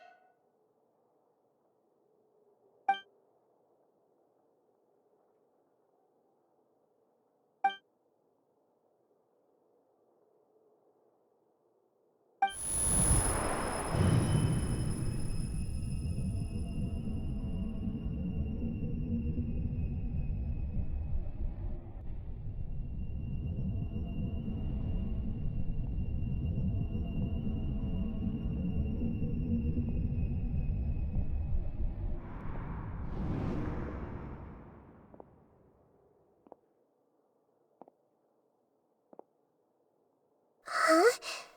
That sound. Traveler! Paimon! I've been waiting here far too long. But finally I have the chance to be alone with you. All the precious time I wasted has finally paid off. The doctor! What have you done? Just a type of sound wave that can quickly put defenseless people into a dream. As I expected, it doesn't have any effect on gods. This is the only thing of interest I found among the sage's research. I thought I'd take it for a little spin. Don't worry. I know you would never forgive me if I actually killed them. I'm here to negotiate with you. Naturally, I won't do anything dangerous that could potentially damage our relationship. Negotiate with me? I heard you had already left Sumeru. Why are you here again now? I left Sumeru, but I also stayed in Sumeru. Even the God of Wisdom is restricted by the habits of cognition. How disappointing. You mean there are many different versions of you in this world? An astute guess. Even the same individual will have different cognitions at different ages. A long time ago, I made a major decision in hopes of preserving all my perspectives of how I observed the world. Observation is the first step of any experiment, but observing the current world doesn't satisfy me. It lacks an important dimension, that of time. So I saved segments of all my ages and made them into independent individuals. That's all there is to it. Indulge me. How does the God of Wisdom find my method of seeking knowledge? It's an insult to the very concept of life. Life inherently has many rules and restrictions, each with its own significance and reason to exist. They can't be broken on a whim. Good. Amazing, even. Indeed, it's difficult for humans to make peace with themselves, not to mention oneself from a different period. Since you were in the academia, why wait until now to show up? You could very well have stopped us and helped that fake god. Simple. Let me ask you this. Would any staff member ever help the subject in the middle of an experiment? It was my experiment, so why should I interfere with the results? The Academia saw the plan to create a god as their ultimate goal, yet you only saw it as an ordinary experiment. You really are crazy. If the experiment succeeded, you would have had a new god on your hands. How would you have faced your own god then? Would you still take the same stance? Would you still hold the same view of yourself? I'm first and foremost a scholar. These results should be left to the judgment of the hypothetical me confronted with that outcome. But you're right. And that's exactly why I'm disappointed with the conclusion of this experiment. As an individual, you don't have any sense of belonging. You seem to have even fewer convictions than a typical scholar. Oh no, I certainly have my own convictions. They just don't fit your standards, that's all. All right, that's enough conversation for today. The experiment is over, and it's time to tidy up the equipment and reclaim any useful materials. For example, the Gnosis. Lesser Lord Kusanali, you're an intelligent Archon. I'm sure you understand the disparity in our combat abilities at this time. Besides, you have no way to use that Electro-Gnosis in battle. Didn't you say you were here to negotiate with me? Somehow, it's starting to seem like you intend to take it by force now. I'm merely stating a fact. After all, I'm also a scholar. Naturally, I hope to show proper respect and dignity to the God of Wisdom. Your hypocrisy is built on absolute confidence. I understand your scheme, but... what if I were to destroy the Gnosis now and awaken the heavenly principles? Awaken the heavenly principles? Do you think that's really possible? The heavenly principles have been silent for many years, but the Gnosis are symbols of their control over Tevat and all the laws. Will the destruction of a Gnosis attract the attention of the heavenly principles? And if so, how do the Fatui plan to deal with the consequences? Do you dare to gamble such a possibility with me? Gamble? How surprising. I thought you would show evidence or use rigorous reasoning to prove your point. The word gamble is the last thing I expected to hear from the God of Wisdom. But this is a clever move. You must have seen through me when I first captured your consciousness. As a scholar, I respect all possibilities. This has always been my principle and is an essential trait as an experimenter. Indeed, I can't ignore this possibility. So tell me then, what are your conditions? This foreign Gnosis will only lead to disaster if it stays in Sumeru. But this Electro-Gnosis is the prize I obtained after defeating one of your fellow Harbingers. Now, as the one who initiated this cascade of events, shouldn't you pay the corresponding price? Price? Interesting. What price would you have me pay? How about erasing all your other segments? So this is how you wish to restrict me, the most threatening opponent of the Nation of Wisdom. What you request of me is like plucking out the eyes I have placed in the dimension of time. Segments are extraordinarily difficult to make. They require extremely rare resources and enormous amounts of time and effort. Requiring me to destroy them all here and now. Bravo. A suitably wise decision on your part. Yes, how very interesting. Can I assume that you have long been wary of me? Among all the versions of me, this segment you see now is the most selfish. If it weren't me, your idea wouldn't have worked. What did you see when you were imprisoned? You were observing me, and that's how you know I've long grown tired of their doubts and endless arguments. Like you said, it's difficult to make peace with yourself. Being as smart as you are, have you managed to do that? I see. If you think all those versions of me are worth a gnosis, then deal. You sure didn't hesitate much. Is the relationship between all the versions of you really that bad? I don't think there's any need to dwell on that. The surplus versions of me can be exchanged for a gnosis. Do you think anyone can offer themselves at a higher price? Besides, with my abilities, it's only a matter of time until I find better perspectives. Perhaps it's best to say, you're just temporarily ahead. But what I'd like to know is, how can you be sure that I've really erased them? I can see your remaining honesty.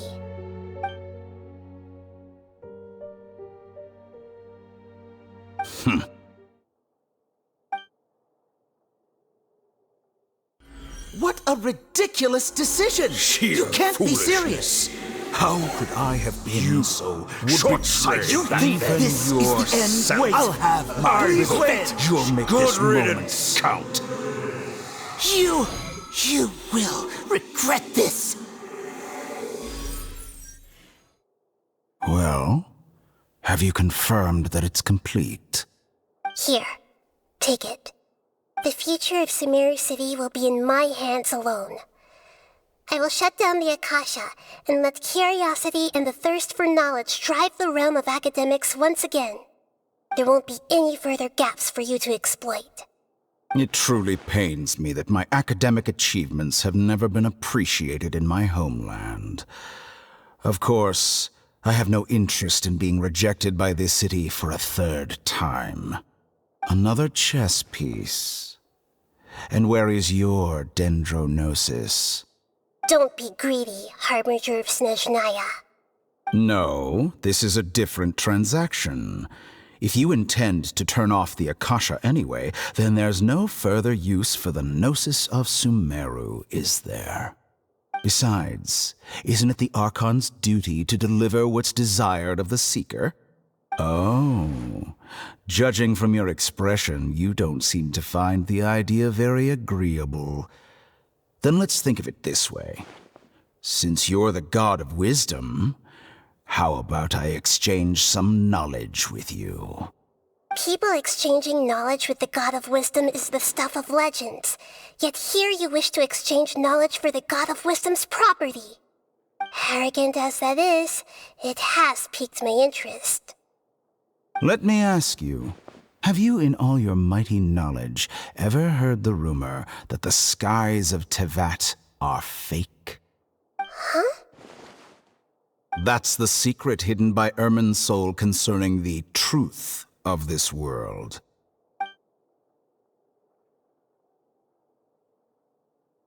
Once I finish telling you about this, it will be time for me to say goodbye.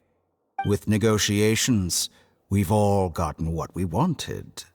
I'm very glad I got to meet you like this. Your arrogance may know no bounds, and convictions may mean nothing to you. But I'll still listen to what you have to say.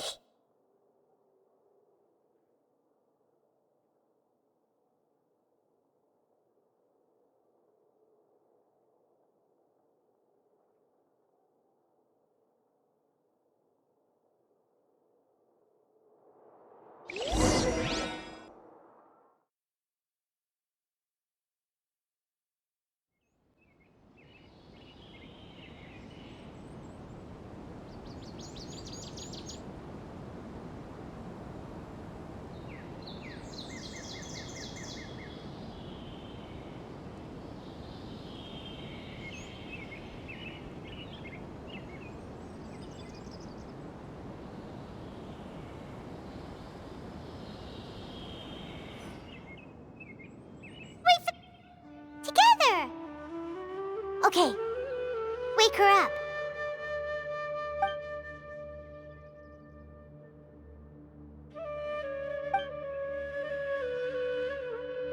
Are you awake? Kale says it's time for breakfast. Come on, get up! Good morning! How are you feeling today? Good to hear. It looks like we've recovered pretty well. Not even Tainari could stop us from going out now, right?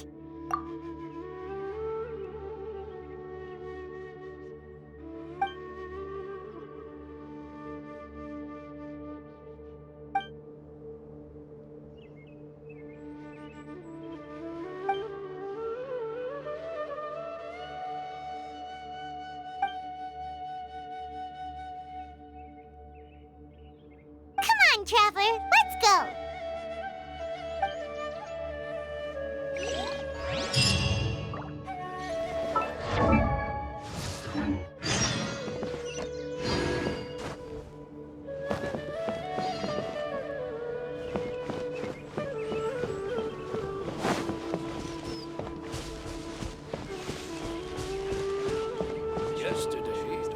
Good morning! Looks like you're awake. Yep. I prepared some breakfast today. Please have a taste. I hope you'll like it. It's nice to have you here so we can eat something yummy. Well, now that I've recovered from Elazar, I'm feeling better than ever. I can even prepare 4 or 5 meals a day now. And Paimon bets they're all delicious. Oh, by the way, someone brought a letter for you after you went to sleep last night. Nope, Paimon wanted to read the letter with you after you woke up, so Paimon didn't open it. All right, let's read it now. Oh, it's from Nilu. Ahem.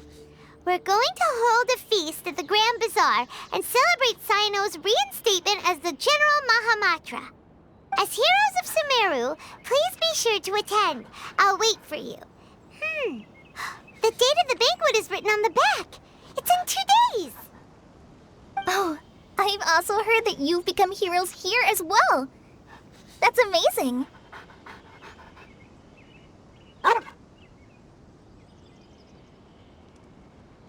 Everyone's aware of your abilities. There's no need to be modest. Anyway, let's go to the Grand Bazaar to have a look. Oh, before you leave, be sure to inform Master Tainari.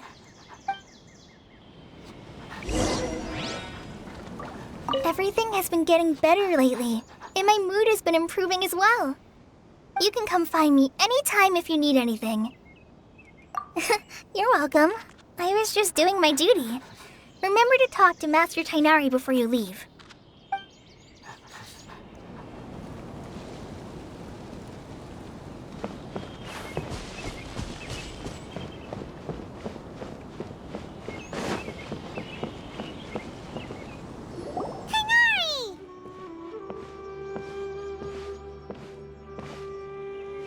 Good morning. How do you feel today? We feel much better. How about you? I'm recovering well. Thanks for asking. But from the looks of it, you seem to be already busy with work again. It's fine. I'm not that busy, really. The Elazar patients have recovered, as well as Hypatia. For now, I only need to tend to my Forest Watcher duties. It seems once Irminsul started getting better, everything else started to recover too. Yes, but there are still some residual effects. The withering is one example. Though it won't spread anymore, the existing zones won't just disappear.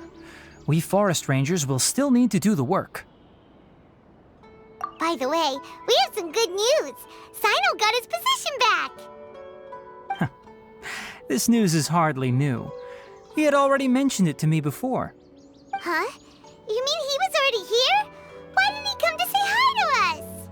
He visited once, but he was afraid of disturbing you while you were resting. He just asked me a few questions and left. Then you probably already know all about the celebration feast. Celebration feast? No, I haven't heard anything about that. Huh? But didn't Nilu say in her letter that they would celebrate Cyno? He didn't tell you? Perhaps, or alternatively, he doesn't know about it either. Come to think of it, Cyno doesn't seem like the type who'd enjoy a celebration feast. You and Kale are both Cyno's close friends. Why don't you come to the feast with us? Kala has taken over some of my tasks these days. I don't think she'll have time for it. Not to mention me. You see, some VIPs have come to the forest recently. Huh? VIPs? Very important Paimons? Well, technically speaking, they are former VIPs. The sages involved in recent incidents have begun their training in the Avidya forest, and the people they had previously imprisoned have all been released. Huh? Yes, he's a little weak, but he isn't injured and his condition is stable. Lesser Lord Kusanali, in her boundless mercy, has decided to spare Azar and the other wrongdoers. Supposedly, they were ashamed of their shallow ideologies and have decided to dedicate the rest of their lives to cultivating wisdom in the Avidya forest. When they learned that Lesser Lord Kusanali had defeated the Balladeer and saved Irminsul, they were shocked at first, but also became happy, feeling that the sacred light guiding them on the path of discovering wisdom had begun to shine once again. As a result, work has increased for the forest rangers. That sounds really exhausting. There's nothing we can do, really. But that's another topic. Back to the matter at hand. Are you two planning to head out? Ah, right! We're here to request permission to head out. Would that be okay? You've recovered well. You may go, but be careful. Yay! Will do! Is there anything else you'd like to ask about? Ah, yes. Thanks for remembering her. She continued her training in the forest after she recovered. As a scholar, she never slacks off. A lot has happened lately. Kala and I have been busy, but don't worry, we'll take care of ourselves. As for Sino's reinstatement, the more I think about it, the more I suspect that he just doesn't have a single clue about this feast. But this does remind me that Kala and I should find an opportunity to celebrate him as well. He has helped me a lot during this time. And you as well. Thank you. Take care. Please, find me if you need anything.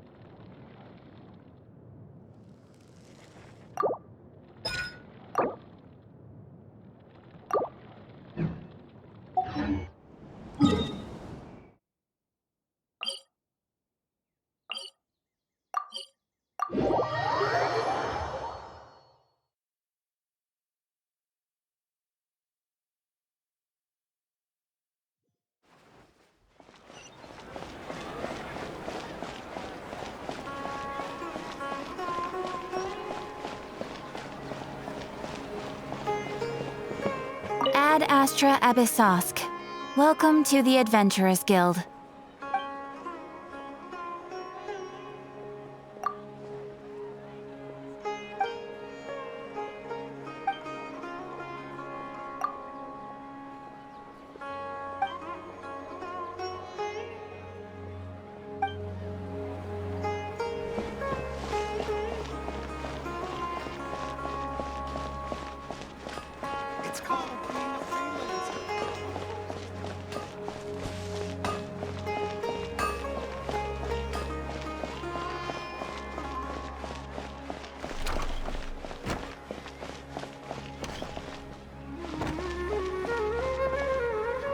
Well, there won't be any problems if the feast starts at that time. Everything has already been prepared. Mr. Zubair, I finished tallying things up here. Well, except for the guests. Is a simple reply really that much to ask of our guests? It's affecting our arrangements. Oh, it'll be fine. Besides, it never hurts to get things ready in advance. I was thinking the same thing. The feast will be held sooner or later, right? Hey, Nilu! Traveler, Paimon! We got your letters, so here we are! You're the best! The other guests haven't even replied yet. Huh? Are we the only ones that have arrived? Yeah, I had someone deliver letters to all of our guests. But maybe everyone is still busy with other things. Look, I get it. Sumeru is in an extremely important period of transition right now, but even if your friends are important figures, they shouldn't just ignore your request like this. Nilu is Sumeru's #1 celebrity, after all. You have no idea how happy I am to talk to people with good taste. If you consider enjoying Nilu's dances having good taste, then almost everybody has good taste. Because Paimon thinks everybody will love her performance. That's right. We all think she's amazing too. Nilu is an absolute favorite among those of us who frequent the Grand Bazaar. For Outlanders, you have a great eye. Master Zubair, let's have a vote for the most outstanding audience members next time. I think these two may win. Nonsense! It is not for us to determine the value of an audience. But indeed, we could try giving gifts to people with particularly good taste. I heard there's a device in Fontaine called a camera that can record people's appearances as pictures. Such pictures would make superb gifts. Ooh, good idea. I wonder where we can find one. I don't want you giving pictures of me to everyone. I'm satisfied just being able to perform here. There's always a lot going on at the Grand Bazaar. Yeah, and that's why I love it here. Traveler and Paimon, could you help confirm if the letters were actually delivered? If for some reason they didn't receive the letters, then please tell everyone that there will be a feast here. Yeah, we can also check out how everything in Sumeru is going now. When I wrote the letters, I heard that Dia was in Port Ormos, and Alhaitham was at the Academia. As for Sino, we've only heard that he appears at the Academia from time to time. I'm not too sure about Rahman's whereabouts. My guess is that he's with Dia. As for Dunyarzad, I just hope she's feeling better. I sent her a letter, but I was afraid of disturbing her. If you have time, please ask about her for me. Okay, got it. Let's go, Traveler.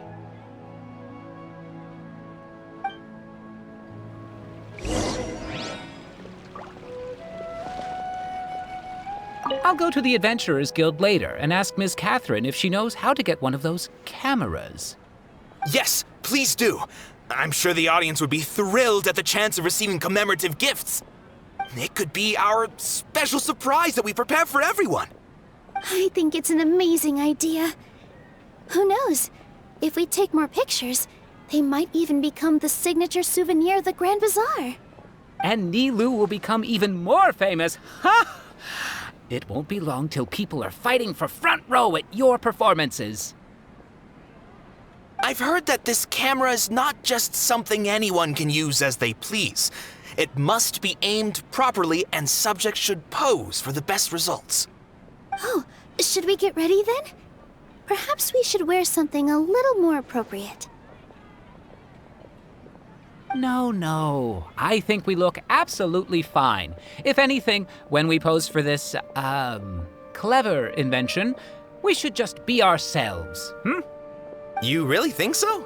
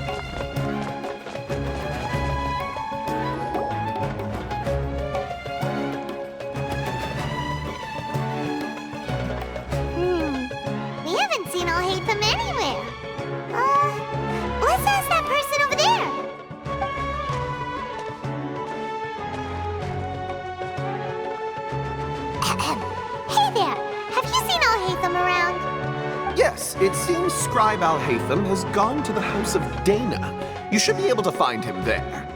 But you're already the second group of people I've seen looking for him today. He must be quite the busy man.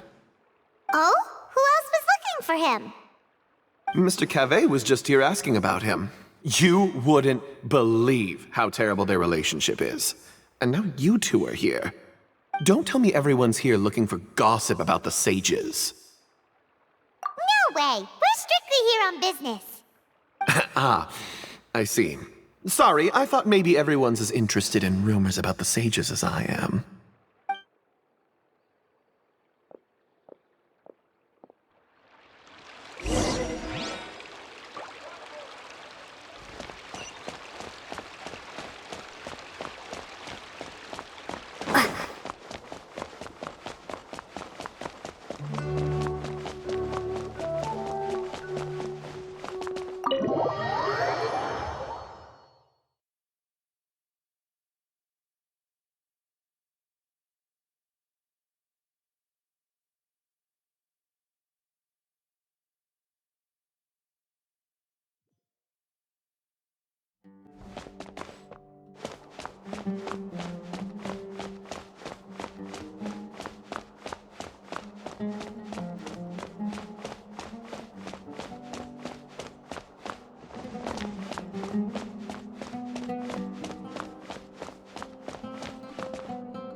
Alhaitham should be around here somewhere, right?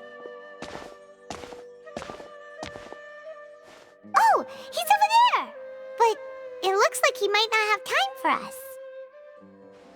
Just put down that worthless book and tell me what happened in the academia. This is not just some worthless book. Do you have any idea how difficult it is to find a physical book like this in Sumeru?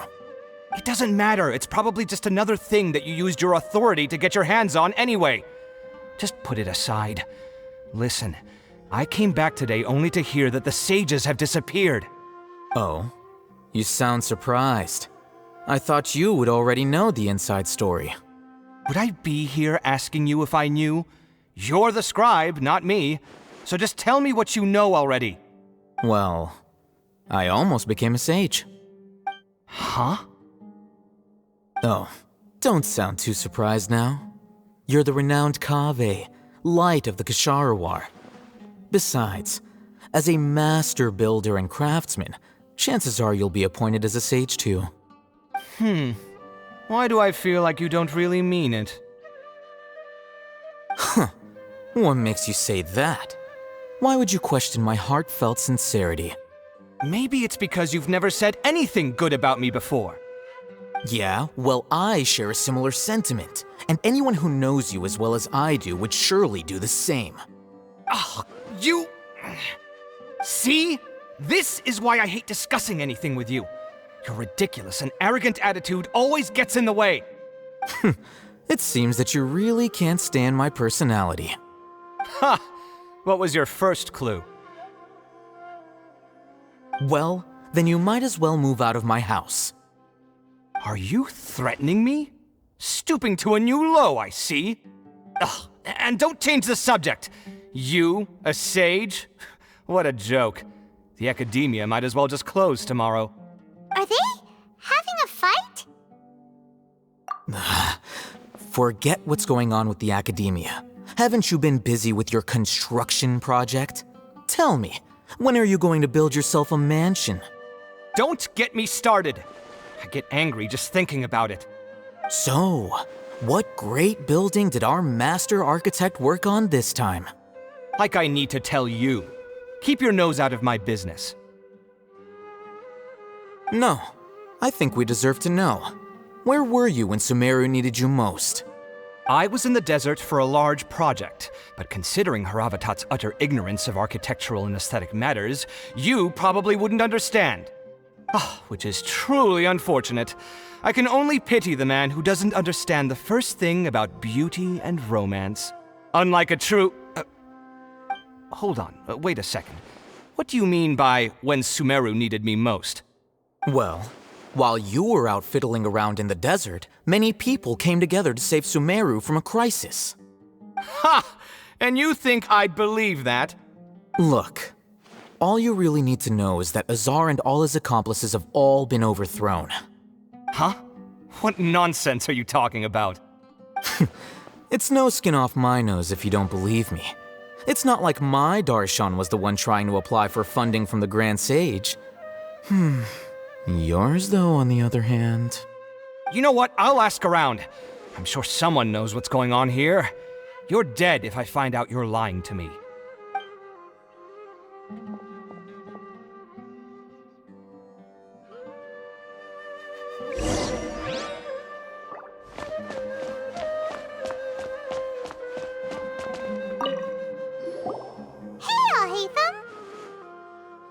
Oh, it's you two.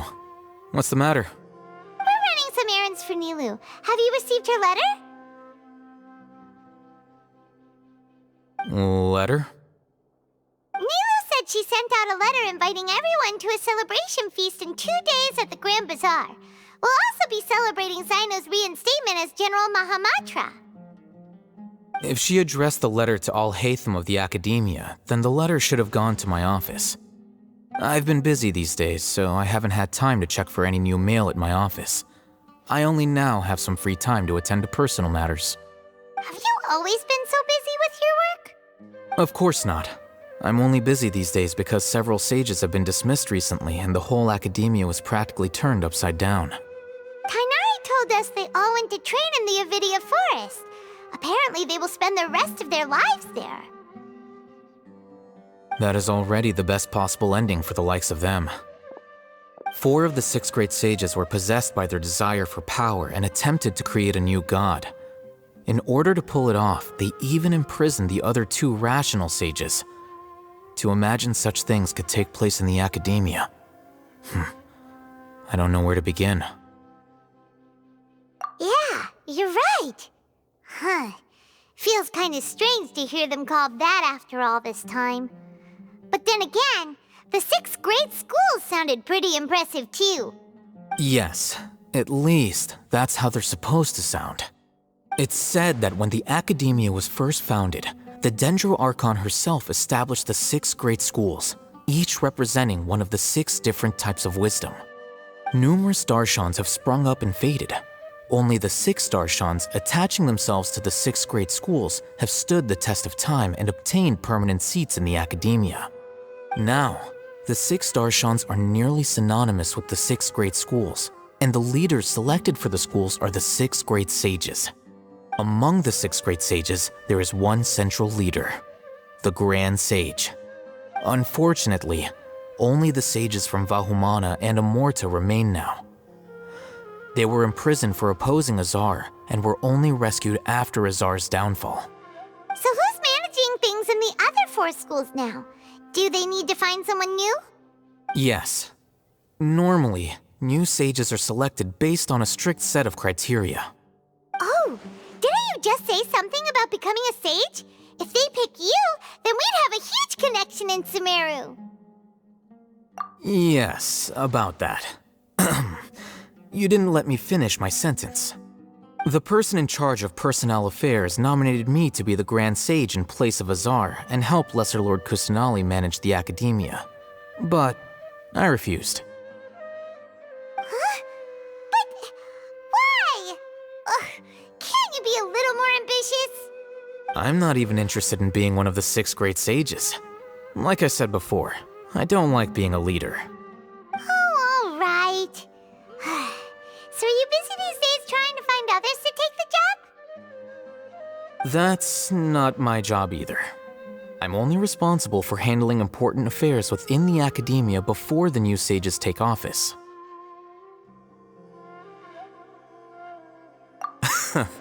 And the first thing I'll do is reject Kasharawar's application for funding. By the way, who was that other person just now? Is he your friend? Do we look like friends? Paimon doesn't know. That's why Paimon's asking. His name is Kaveh, my roommate. You could say he's the representative for Ksharawar scholars. Which is exactly why he always has so many problems. So everything that's happened recently must be a huge change for the people of Sumeru. Such is the work of the Academia Scribe. Well, anyway, no matter how busy you are, since you are our planner, remember to attend the celebration feast in 2 days. All right, I'll see you there.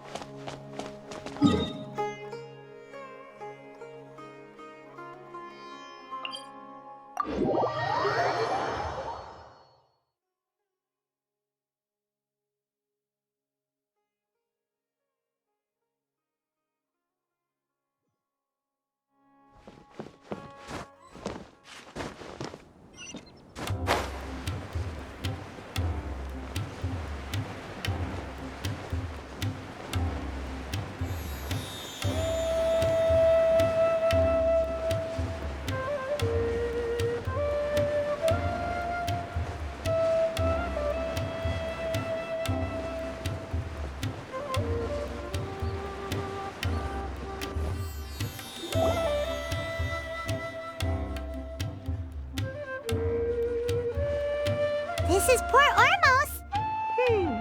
Now where could... Is that Paimon I hear? Huh? Oh, it's been a while. How are you doing? Dinnerzad! It's been so long since we've seen you! I'm doing well. I can go as far as saying I have never been happier in my entire life. I don't know if you've heard, but Elazar has completely disappeared, and all the patients have recovered. You kidding? Knowing them and the connections they've got, I'm sure they've heard about it. Yeah! That's right. My lady is feeling better now, so I'm accompanying her for a walk. Why do you still call me that, Dia? You've already informed my father of your resignation. I guess I'm just used to calling you my lady. Old habits die hard. Resignation? You mean you're quitting? Yeah, I might start losing my edge if I keep being a bodyguard for the Homayanis. You know that my parents and I are fond of you, and that we appreciate you very much. It wouldn't be a problem if you wish to continue to be our bodyguard. I'm not a woman that's easily persuaded. You should know that by now, my lady. When I took this job, I had already decided that I'd quit as soon as you'd recovered. It's time for me to get back out there and chase that horizon. So what are you gonna do now if you're not gonna be a bodyguard anymore? I want to take a risky job and put my body to the test again. Huh? But we literally just finished one of the most dangerous jobs ever. Are you getting bored already? I know. If I hadn't joined in that plan with you, I wouldn't have come up with this idea. I guess I still get fired up by that feeling of going all out in a fight. It made me realize that I'm still a mercenary through and through. Life is short, and I'm happy that I got to be a part of that operation. But the whole thing also made me realize that there are still many problems in Sumeru. And as a desert dweller, I'm still not completely ready to settle down on this side of the wall. Well, I remember a friend had someone bring you a message. You mean I'll hate them? I didn't expect him to still remember that. I thought he was joking. We just came from talking with Alhaitham at the Academia. Did he tell you that he suggested that I come work at the Academia? What? I heard that Azar and his cronies fell from power, and Alhaitham told me that now was a good time to find a job in the Academia, but only if I wanted to. Whoa. Paimon can't see you being anything other than a mercenary. Me neither. But I think Dia would look great dressed up as a scholar. Ugh, forget about it. I wouldn't last 10 seconds in there. Alhaitham probably just liked the way I worked and knew I'm good in a fight. So he suggested I find some work in the Academia. But you know, if you take him up on the offer, Sino might actually agree and let you become a Matra. Because you're super amazing! The Matra have all the talent they need as long as they have Sino. I prefer to be free to live however I choose. In fact, I chose this job from the very start because I knew it'd be right up my alley. Even if being a mercenary means facing all kinds of danger. A lion has to return to the wild sooner or later. If anything, being your bodyguard has been unfamiliar territory for me. I don't want to see you go, but I'll respect your decision. I'm glad to hear you say that. Come on, no need for the sad face. It's not like we'll never meet again. Once the whole Dendro Archon thing is settled, everything in Sumeru will take a turn for the better. That makes me happy too. But a peaceful society will probably mean less demand for mercenaries like me. Before long, we'll be a dying breed. So I'd better get to work while I still can. Huh? But wait a second! You make it sound like you're leaving now! Well, no, not yet at least. I promised my lady I'd stick around until next week. So, have you been in Port Ormos this entire time? We were wondering if you had received a letter from Nilu. Oh, did Nilu write to us? She heard that you were seen in Port Ormos, so she sent the letter here. Huh. It was probably sent to the inn that we're staying at. My lady has been very energetic lately and keeps taking me on hikes, staying out even into the night. By the time we get back, the receptionist is usually off napping on the job. Right, and we tend to leave quite early in the morning, so the old man on duty is also usually dozing off. So what it really sounds like is that the person on duty is always asleep. I bet the letter's at the reception desk. I'll go check later. No wonder there wasn't a reply. You never received the letter. Good thing Nilu asked us to come and check on that. Sorry to make you two come all the way out here. It must be something important for Nilu to specifically write to us like that. Yes, she said they were preparing a victory feast in the Grand Bazaar, and will also be celebrating Sino's reinstatement as General Mahamatra. She was hoping you could come. Great! I'll be sure to attend. Count me in too. But is there some sort of dress code or anything for the feast? Can I just show up looking like this? Since it's being organized by Nilu, I don't think she'll be too picky about that. If anything, I think she wants to see us as our most natural selves. All right, then this is how I'll show up. The feast will be held in 2 days, so don't forget! Sure. Thank you so much for letting us know. We'll see you there. Oh, by the way, do you happen to know where Sino and Raman are? The General Mahamatra always comes and goes without a trace. Normally no one knows his whereabouts. Oh. But last time we met, he mentioned that he had something to do in Aru village. You can try your luck there. As for Raman, your guess is as good as mine. I only remember he said that he had something to discuss with Sino. You can ask Sino when you meet him.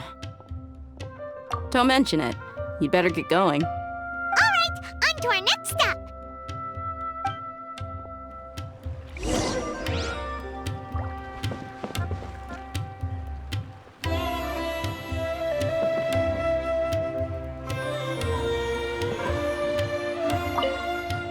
After recovering from Elazar, everything seems so different to me. When I look at the scenery I visited before, it has a completely different feeling. Yeah, you need to be stronger than an ox to take life by the horns. I think I've heard you say something like that before. But today, I finally understand what you mean. Is there any place you'd like to go? I can accompany you. I've got time. What if I tell you that I want to go to the desert? Fine by me. If we go to the desert, I can introduce you to my friends there. But we should prepare and get everything we need before setting off. Let's go! I'll go pack my luggage now. After we're done with the feast in 2 days, we can go have fun in the desert. You can count me in.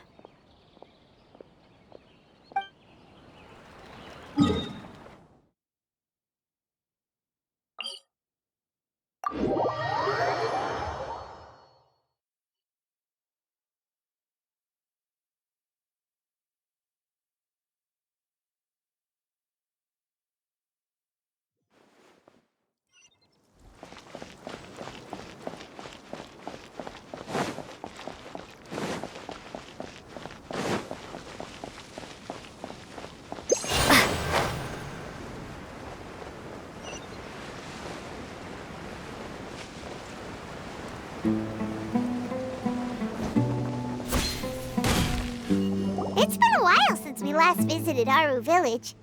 Ah, there's Sino!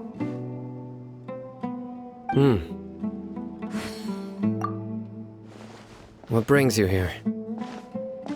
We recovered well, and Tanari agreed to let us leave, so now we're out and about again. It seems Gandharvaville's medical treatment is still as good as ever. And Tanari is recovering well, too. That's good to hear. Yeah, you're the one who brought us to him when we lost consciousness, right? Thanks for that. You're welcome. Tainari has excellent medical skills, and Kale is quite attentive. It was the best place for you. But why are you just standing here like a dead tree? I'm meeting some people.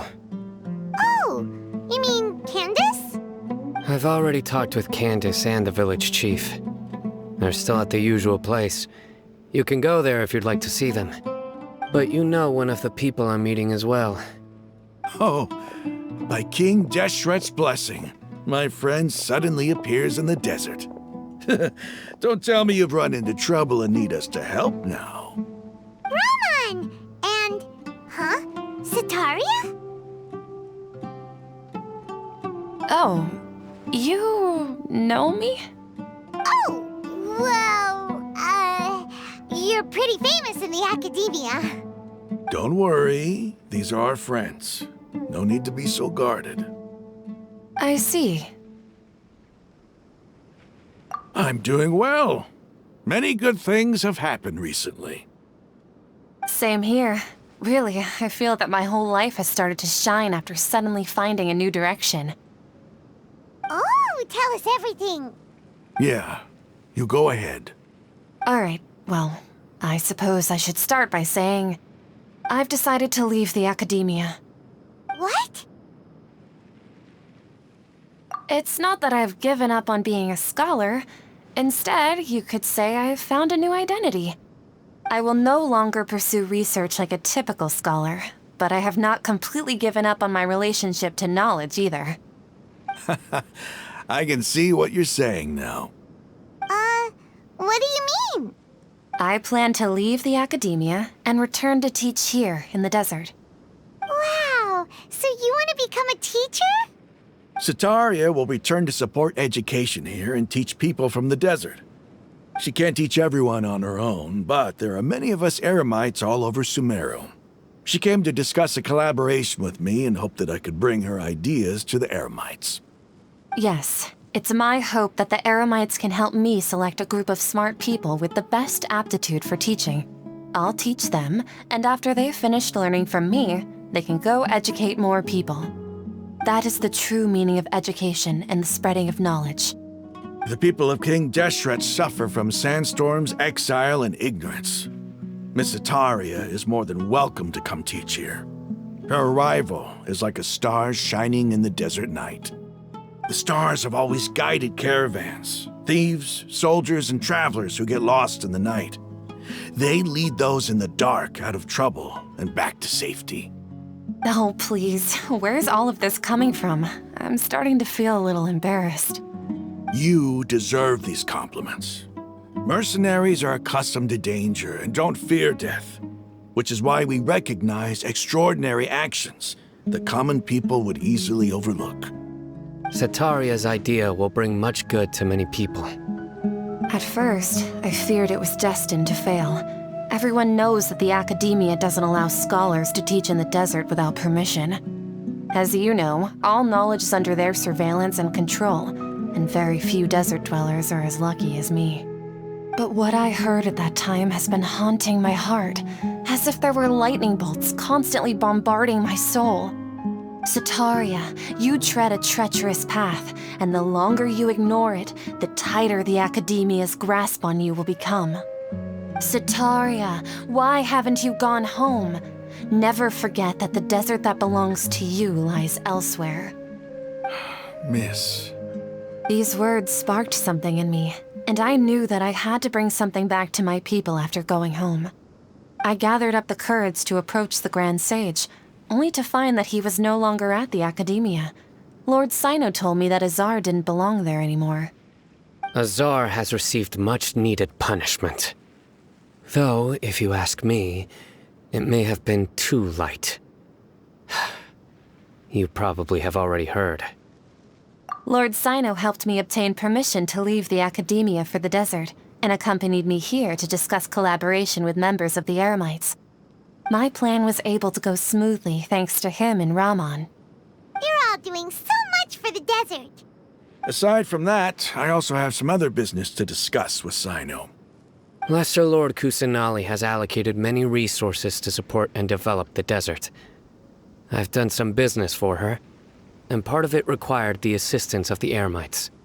I applied for a few batches of educational materials from the academia, and sent them to several groups in the desert, as instructed by Lesser Lord Kusanali. I believe the people will make good use of them. That's exactly what the people here need. Physical books and other related items. If it weren't for Sino and Lesser Lord Kusanali, I'm afraid we'd never be able to get our hands on them. Apart from this, the academia is also recruiting scholars that are willing to teach in the desert. I'll let you and Sataria know as soon as I have any more news. We must be persistent about this, and maintain these resources to ensure long-term effectiveness. This is the first time in hundreds of years we've had a glimmer of hope. I think this may be the turning point for the desert. Remember these words. Here lies our faithful priest, Kasala. His wisdom is a miracle among the people, deserving of high praise and admiration. I hope people with wisdom like that priest will rise again among the desert dwellers. Then we'll once again see the wisdom and glory that once shook the world. Enough about us.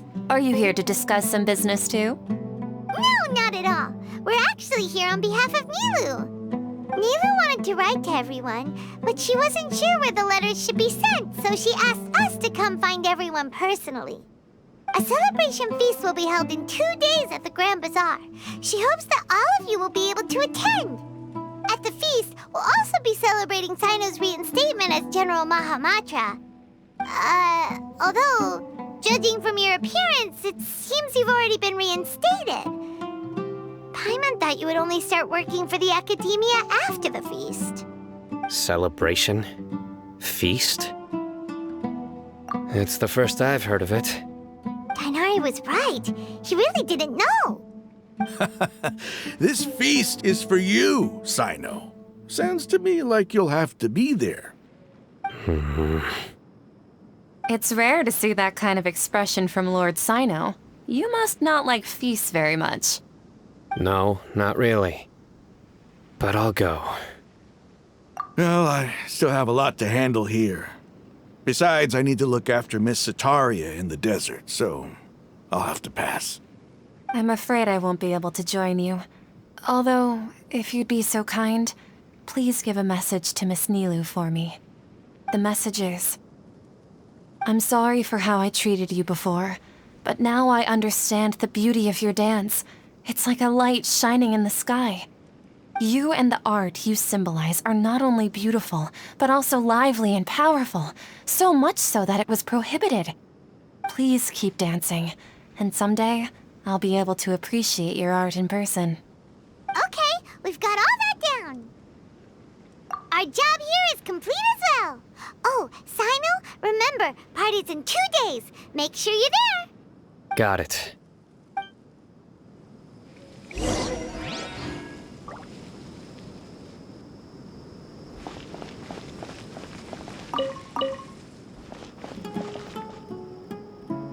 Anyway, our preparation has been going smoothly these days.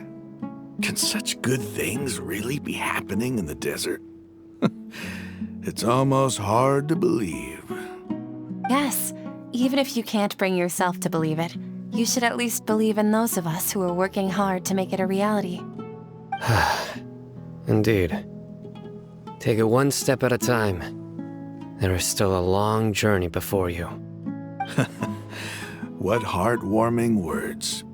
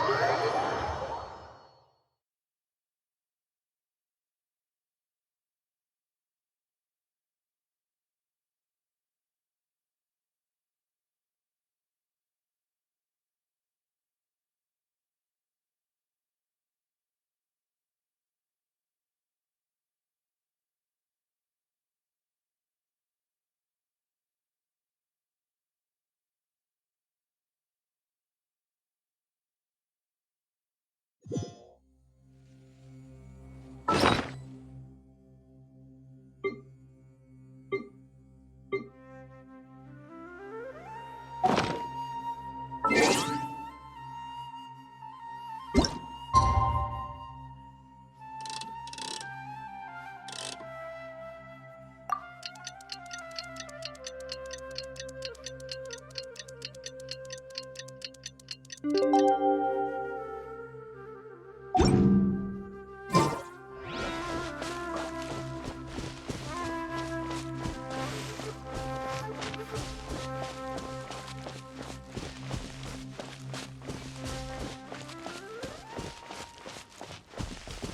some Sumeru roses. They'll always be a use for them.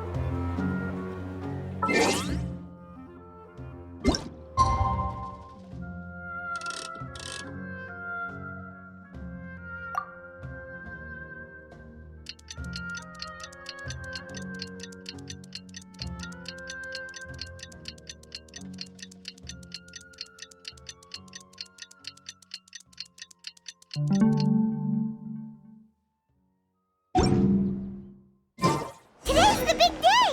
Let's go to the Grand Bazaar and see how the celebration's coming along.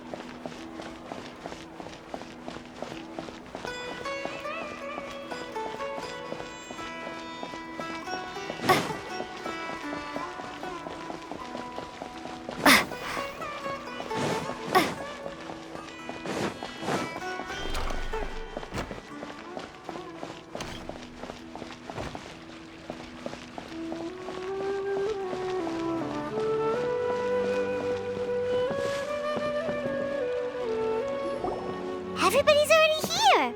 Looks like we're the last ones to arrive. I'm here. Ah, there you are. Well, look who finally decided to show up. You look like you came here immediately after finishing up some work. I'm very happy to see you here. But we're not late, are we? It's just that everyone else arrived ahead of time. I propose that the last one who arrived be put in charge of today's speeches. Nah, there won't be any speeches today. Oh, really? Well, even better. Come join us over here. Let's share some great food and drinks, and chat about all sorts of fun things. Everything looks quite good. Wow! Paimon can't wait! Traveler, just look at all the delicious food here!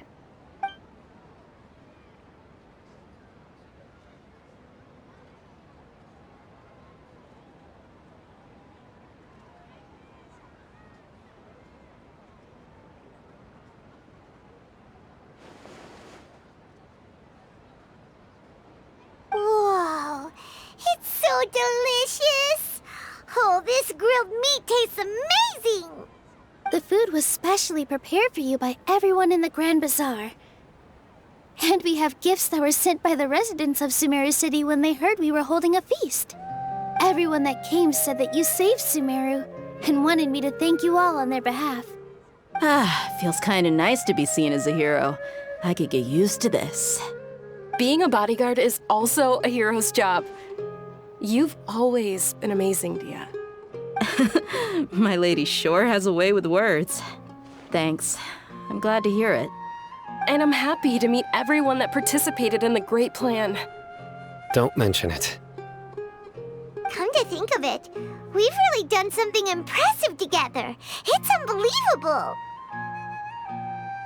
We owe it to our abilities. And luck. Really? Why do I remember everybody thinking that luck was against us and feeling like we hardly had a chance of succeeding?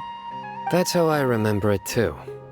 It's luck that brought us together, and it was luck that let us form a team. Then, it took even more luck for us to formulate a plan and implement it successfully. Moreover, judging from the results, everything worked out well. Yeah, everyone gave it their all when it mattered most. It was almost like a performance. We took the stage and put on our best show. Everyone played their part, and thanks to everyone's efforts, the performance was a great success. So, would you say we're good actors too? It's such a blessing that Lesser Lord Kusanali was able to return to power at the Academia. Yes, even after being abandoned and neglected so many times, she's finally returned. Uh-huh. Lesser Lord Kusanali once used all her power in a great disaster, which resulted in her losing all her wisdom and memories of the past. The Academia basically abandoned her because of it. This should be something everybody should remember. Huh? You look surprised. I didn't say anything wrong, did I? No, everything you said is correct. That's good. Something wrong? Yeah, what's with that face? You knew all of this already. Even if those two giants of the Academia are here, I still have to say it. Those sages really have some nerve. 500 years ago, Lesser Lord Kusanali used all her power for the people of Sumeru, and what did they do in return?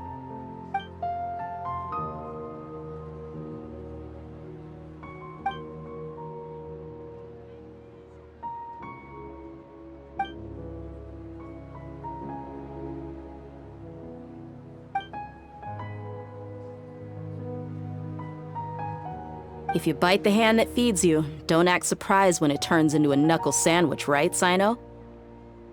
Perhaps I shouldn't say this, but their treatment of Lesser Lord Kusanali calls for a more severe punishment.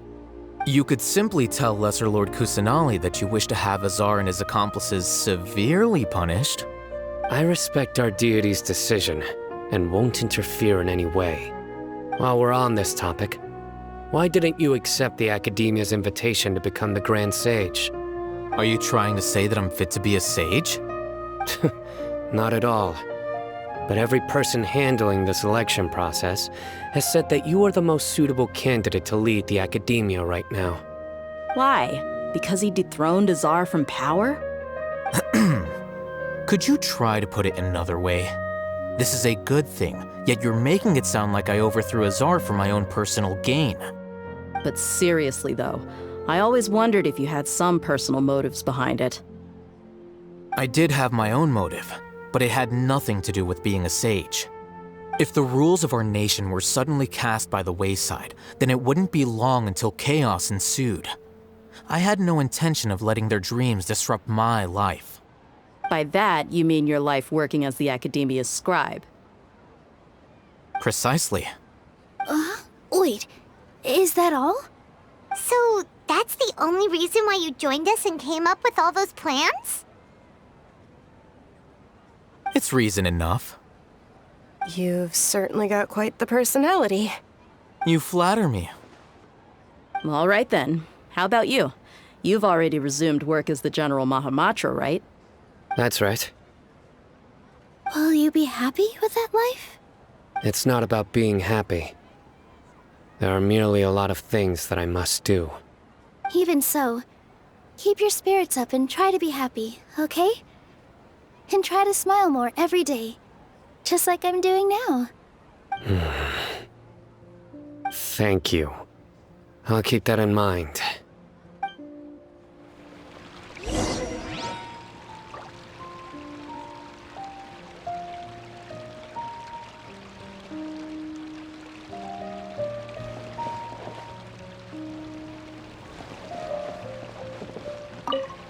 My lady, the grilled meat over there is delicious. Have you tried it?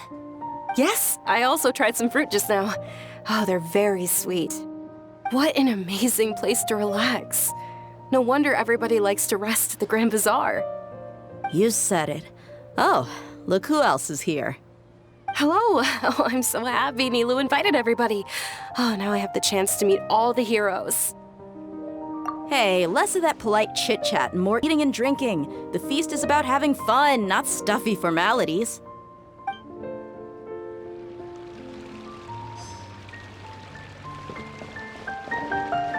Ah, there you are, traveler. Well, how is it? Are you enjoying the feast today? If there's anything you're unhappy with, just let me know. I'll be sure to take note of it. That's good. It's the first time I've ever invited so many exceptional people to one place. I was a little nervous myself. You see, every guest here is quite extraordinary. It's unbelievable that we've got everyone together here. Almost like a fairy tale. Make sure you live it up tonight. I'll be happy as long as you're enjoying yourselves. I'm honored to have her think of me this way. If I have a chance in the future, I would really like to invite her to one of my performances. I can't explain why, but I just feel elated right now. Thank you.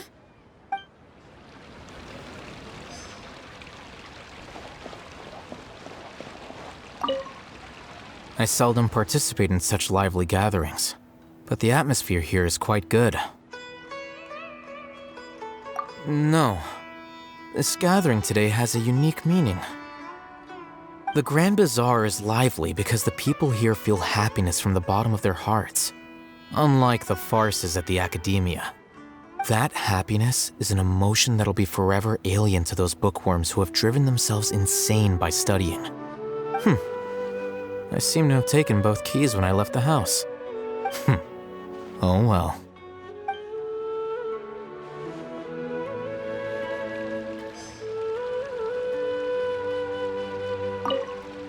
I seldom participate in such lively gatherings. No, the Grand Bazaar... That happy... Oh well.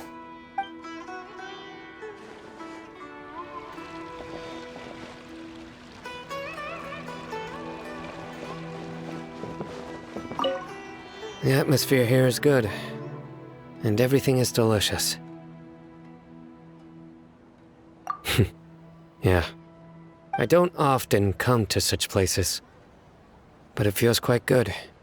I have a lot to handle these days. Otherwise, I could show you around. There's always next time. We're friends after all. This feast is pretty good. I like it.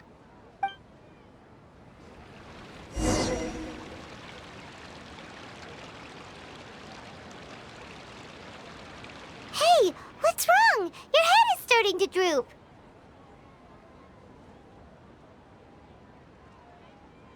Hey, you can't just fall asleep here. Paimon will go find something delicious for you to eat. You'll wake up once you've put something yummy in your tummy. Of course, just wait here for Paimon.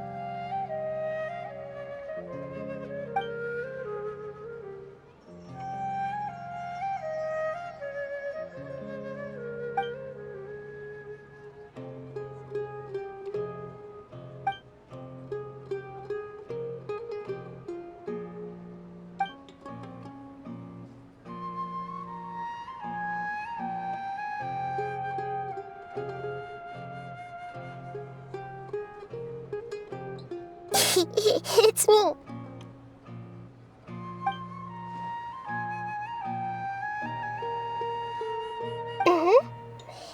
You may blame me for being a bit too self-indulgent.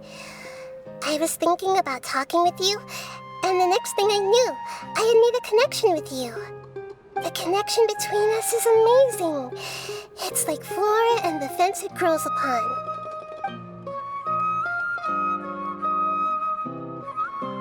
I heard there's an amazing celebration feast today at the Grand Bazaar. I wanted to have a look for myself, so I snuck in. Lately, I've been so busy dealing with all the fallout from recent events, so I really haven't had any free time. Although you've already helped me with a lot, there's still one more thing I hope you can help me with.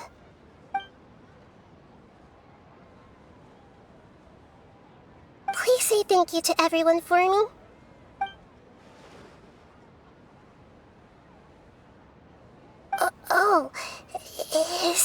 convenient for you to do that for me?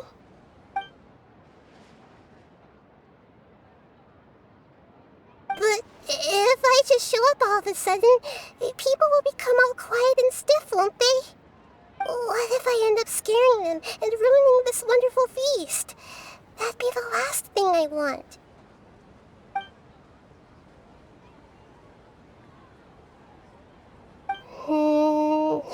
Let me think about it. Okay.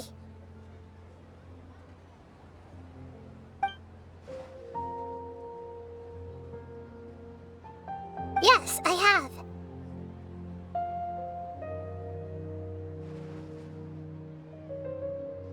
You said I should go thank everyone as myself, right? So... I've decided to borrow your body for the time being. Please don't blame me. The floor also climbs up to the fence to get closer to the sky.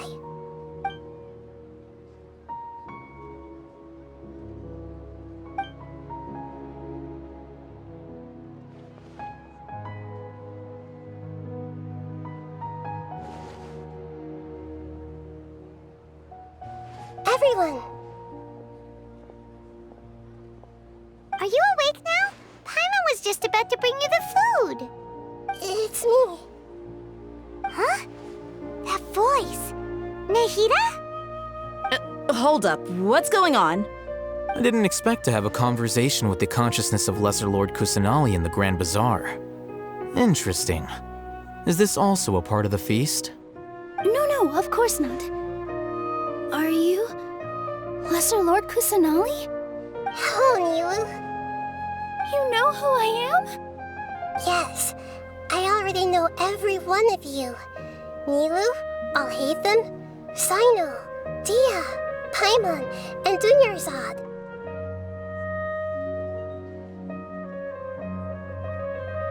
Lesser Lord Kusanali? I took the liberty of occupying the traveler's body so that I could thank all of you in person. Thank you so much for rescuing me, even if that meant placing your own safety in peril and taking the risk of becoming enemies with the Academia, the sages, the doctor, the balladeer, and even the entirety of Sumeru. Without you, without any of you, I would have been in a much more difficult situation. Had you not helped me to resolve the crisis, not only I, but Sumeru and even the entirety of Tevat would have suffered great misfortune. People refer to you as the heroes who managed to rescue a god. I'm quite fond of this name. It not only explains your identities, but also bears witness to your relationship with me. Please, allow me to present to you my most sincere gratitude. Lesser Lord Kusanali, you have done so much for Sumeru, and I didn't even have a chance to do anything for you. You don't have to do this. Dunyarzad, the suffering you endured during your illness is also proof of you being with me and praying for me. Thank you. You don't need to be so ceremonious. It's always been my duty to protect you. This is how the relationship between the Academia and Dendro Archon should be. We just did what was necessary and set things back on the right path. You're an Archon, but you act so humble. You really don't need to be so polite with us. I'm honored to have been able to take part in this plan. I hoped you liked the dance I dedicated to you. Thank you, all of you. Thank you so much.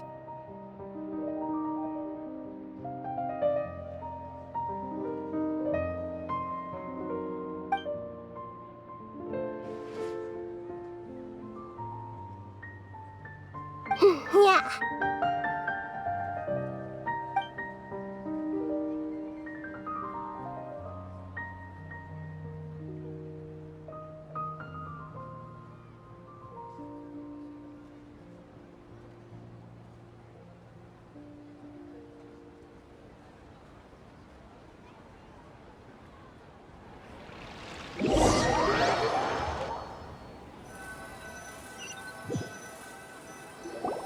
Are you awake? Did you rest well?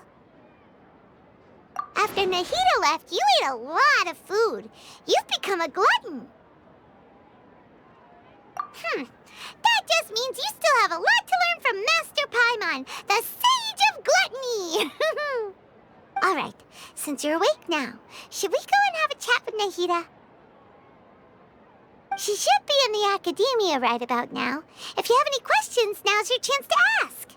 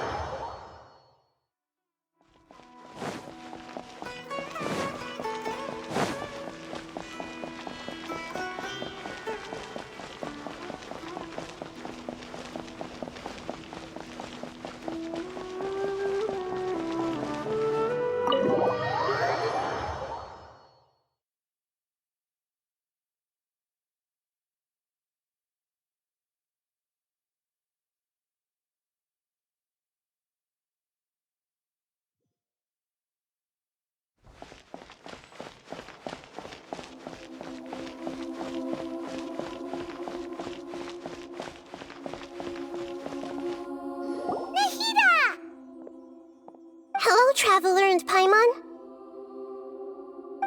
What a fantastic night.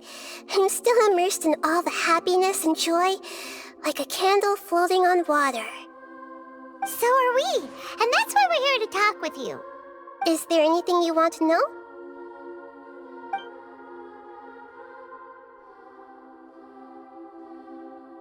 After recent events, the Akasha can no longer function as it used to.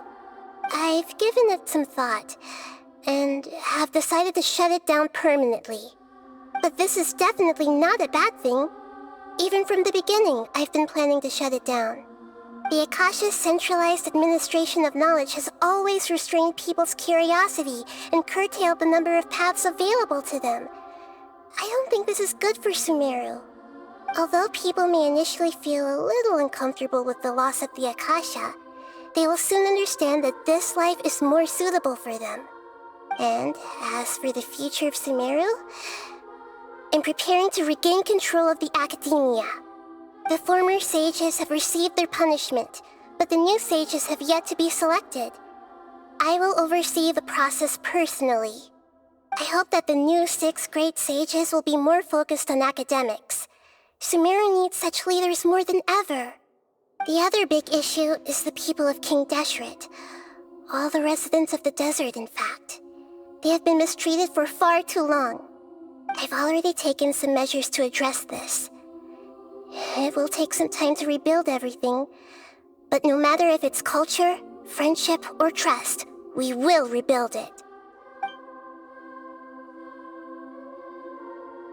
You mean, what happened after the doctor put you to sleep? Not exactly. The top-ranked Fatui Harbingers, up to number 3, possess power comparable to that of gods. I was no match for him in that kind of situation. However, in spite of the bad situation, I still managed to make a fair deal with the doctor. I'm sure you remember the entity that changed your fate, the Heavenly Principles. In fact, the Heavenly Principles has been quiet since the Conria disaster 500 years ago. I used this point as leverage against the doctor. I told him that the Heavenly Principles may be awakened if I destroy the Gnosis. Although it's just a bluff, he still fell for it. I assumed that the Heavenly Principles wouldn't just stand by and let such extensive damage to its laws take place. And as for what I exchanged for the Gnosis, the exchange served as both punishment for the doctor as well as a boon of new knowledge that I couldn't refuse as the God of Wisdom. He's still in a coma. I've hidden him like how one would hide a feather. I know you have many misgivings about him, but as someone who had become a god, he has retained a number of very useful features. Don't worry, I'll keep an eye on him and make sure he doesn't do any evil. In addition, There are still some mysteries left in him. Some things may be very clear from my perspective, but he is still yet to understand them himself. His future will be determined by fate.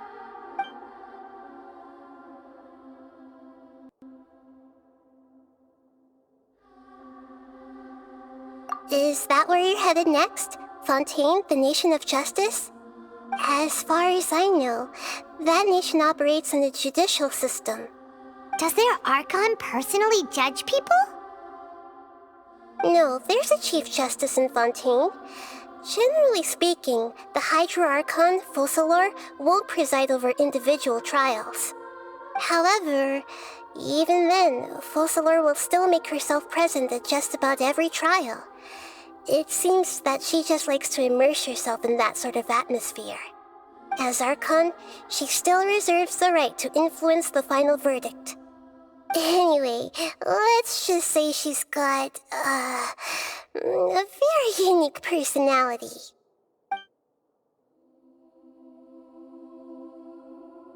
Are you sure? Isn't there something else you haven't asked about yet? Huh? You mean...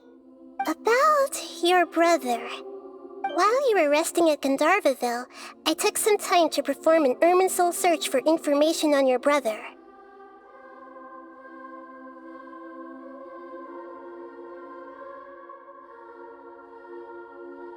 Yeah! Isn't Irminsul a repository for all the information and memories of Teyvat? So there shouldn't be anything on her or her brother. This is true in your case. Irminsul indeed does not have any information on you. However, there must be something different about your brother. Because, as it turns out, the world has recorded information on him after all. What? There's only one possible explanation. He belongs to this world.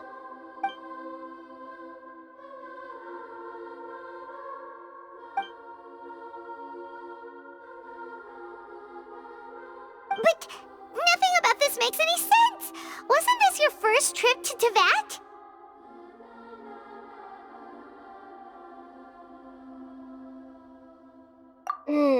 According to the records I was able to access, your sibling suddenly appeared in Conria. After the Conria disaster, he began his journey through the 7 nations of Teyvat. But just as his journey was about to reach its conclusion, the Irminsul records on him suddenly become fuzzy. What do you mean, fuzzy? Did something happen to him? All I know for sure is that somebody, for reasons only they can know, is deliberately obfuscating his fate. And whoever it is, if they can do that, who knows what else they're capable of. But even that wouldn't explain how he somehow comes from this world. Something else I noticed was that according to these records, the Fatui have not classified your sibling as one of the Descenders. What's a Descender? Paimon's never heard of it. Look, I'm sure you must be curious about the information I received from the Fatui in return for my gnosis, right? A very important part of the intel was about this world's Descenders. External beings, ones that don't belong to this world. Traveler, you are Teyvat's 4th Descender.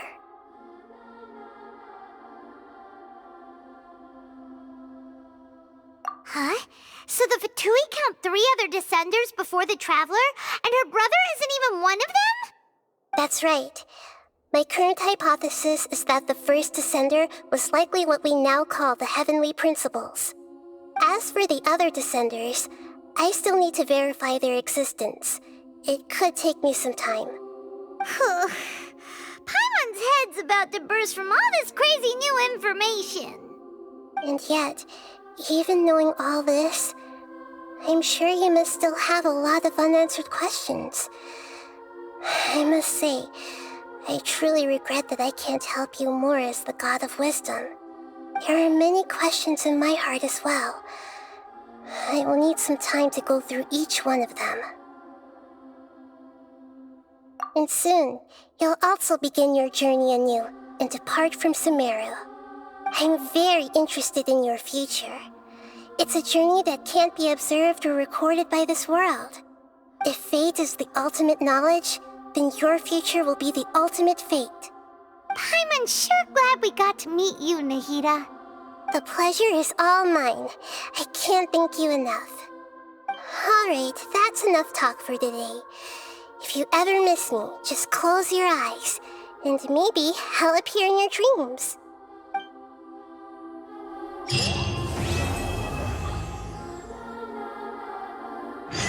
Things in Sumeru have settled down now.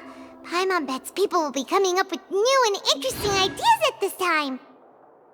How about we take a walk around Sumeru City and see if anyone needs our help? Paimon has a sneaking suspicion that it just might pay off. Is there anything you want to know?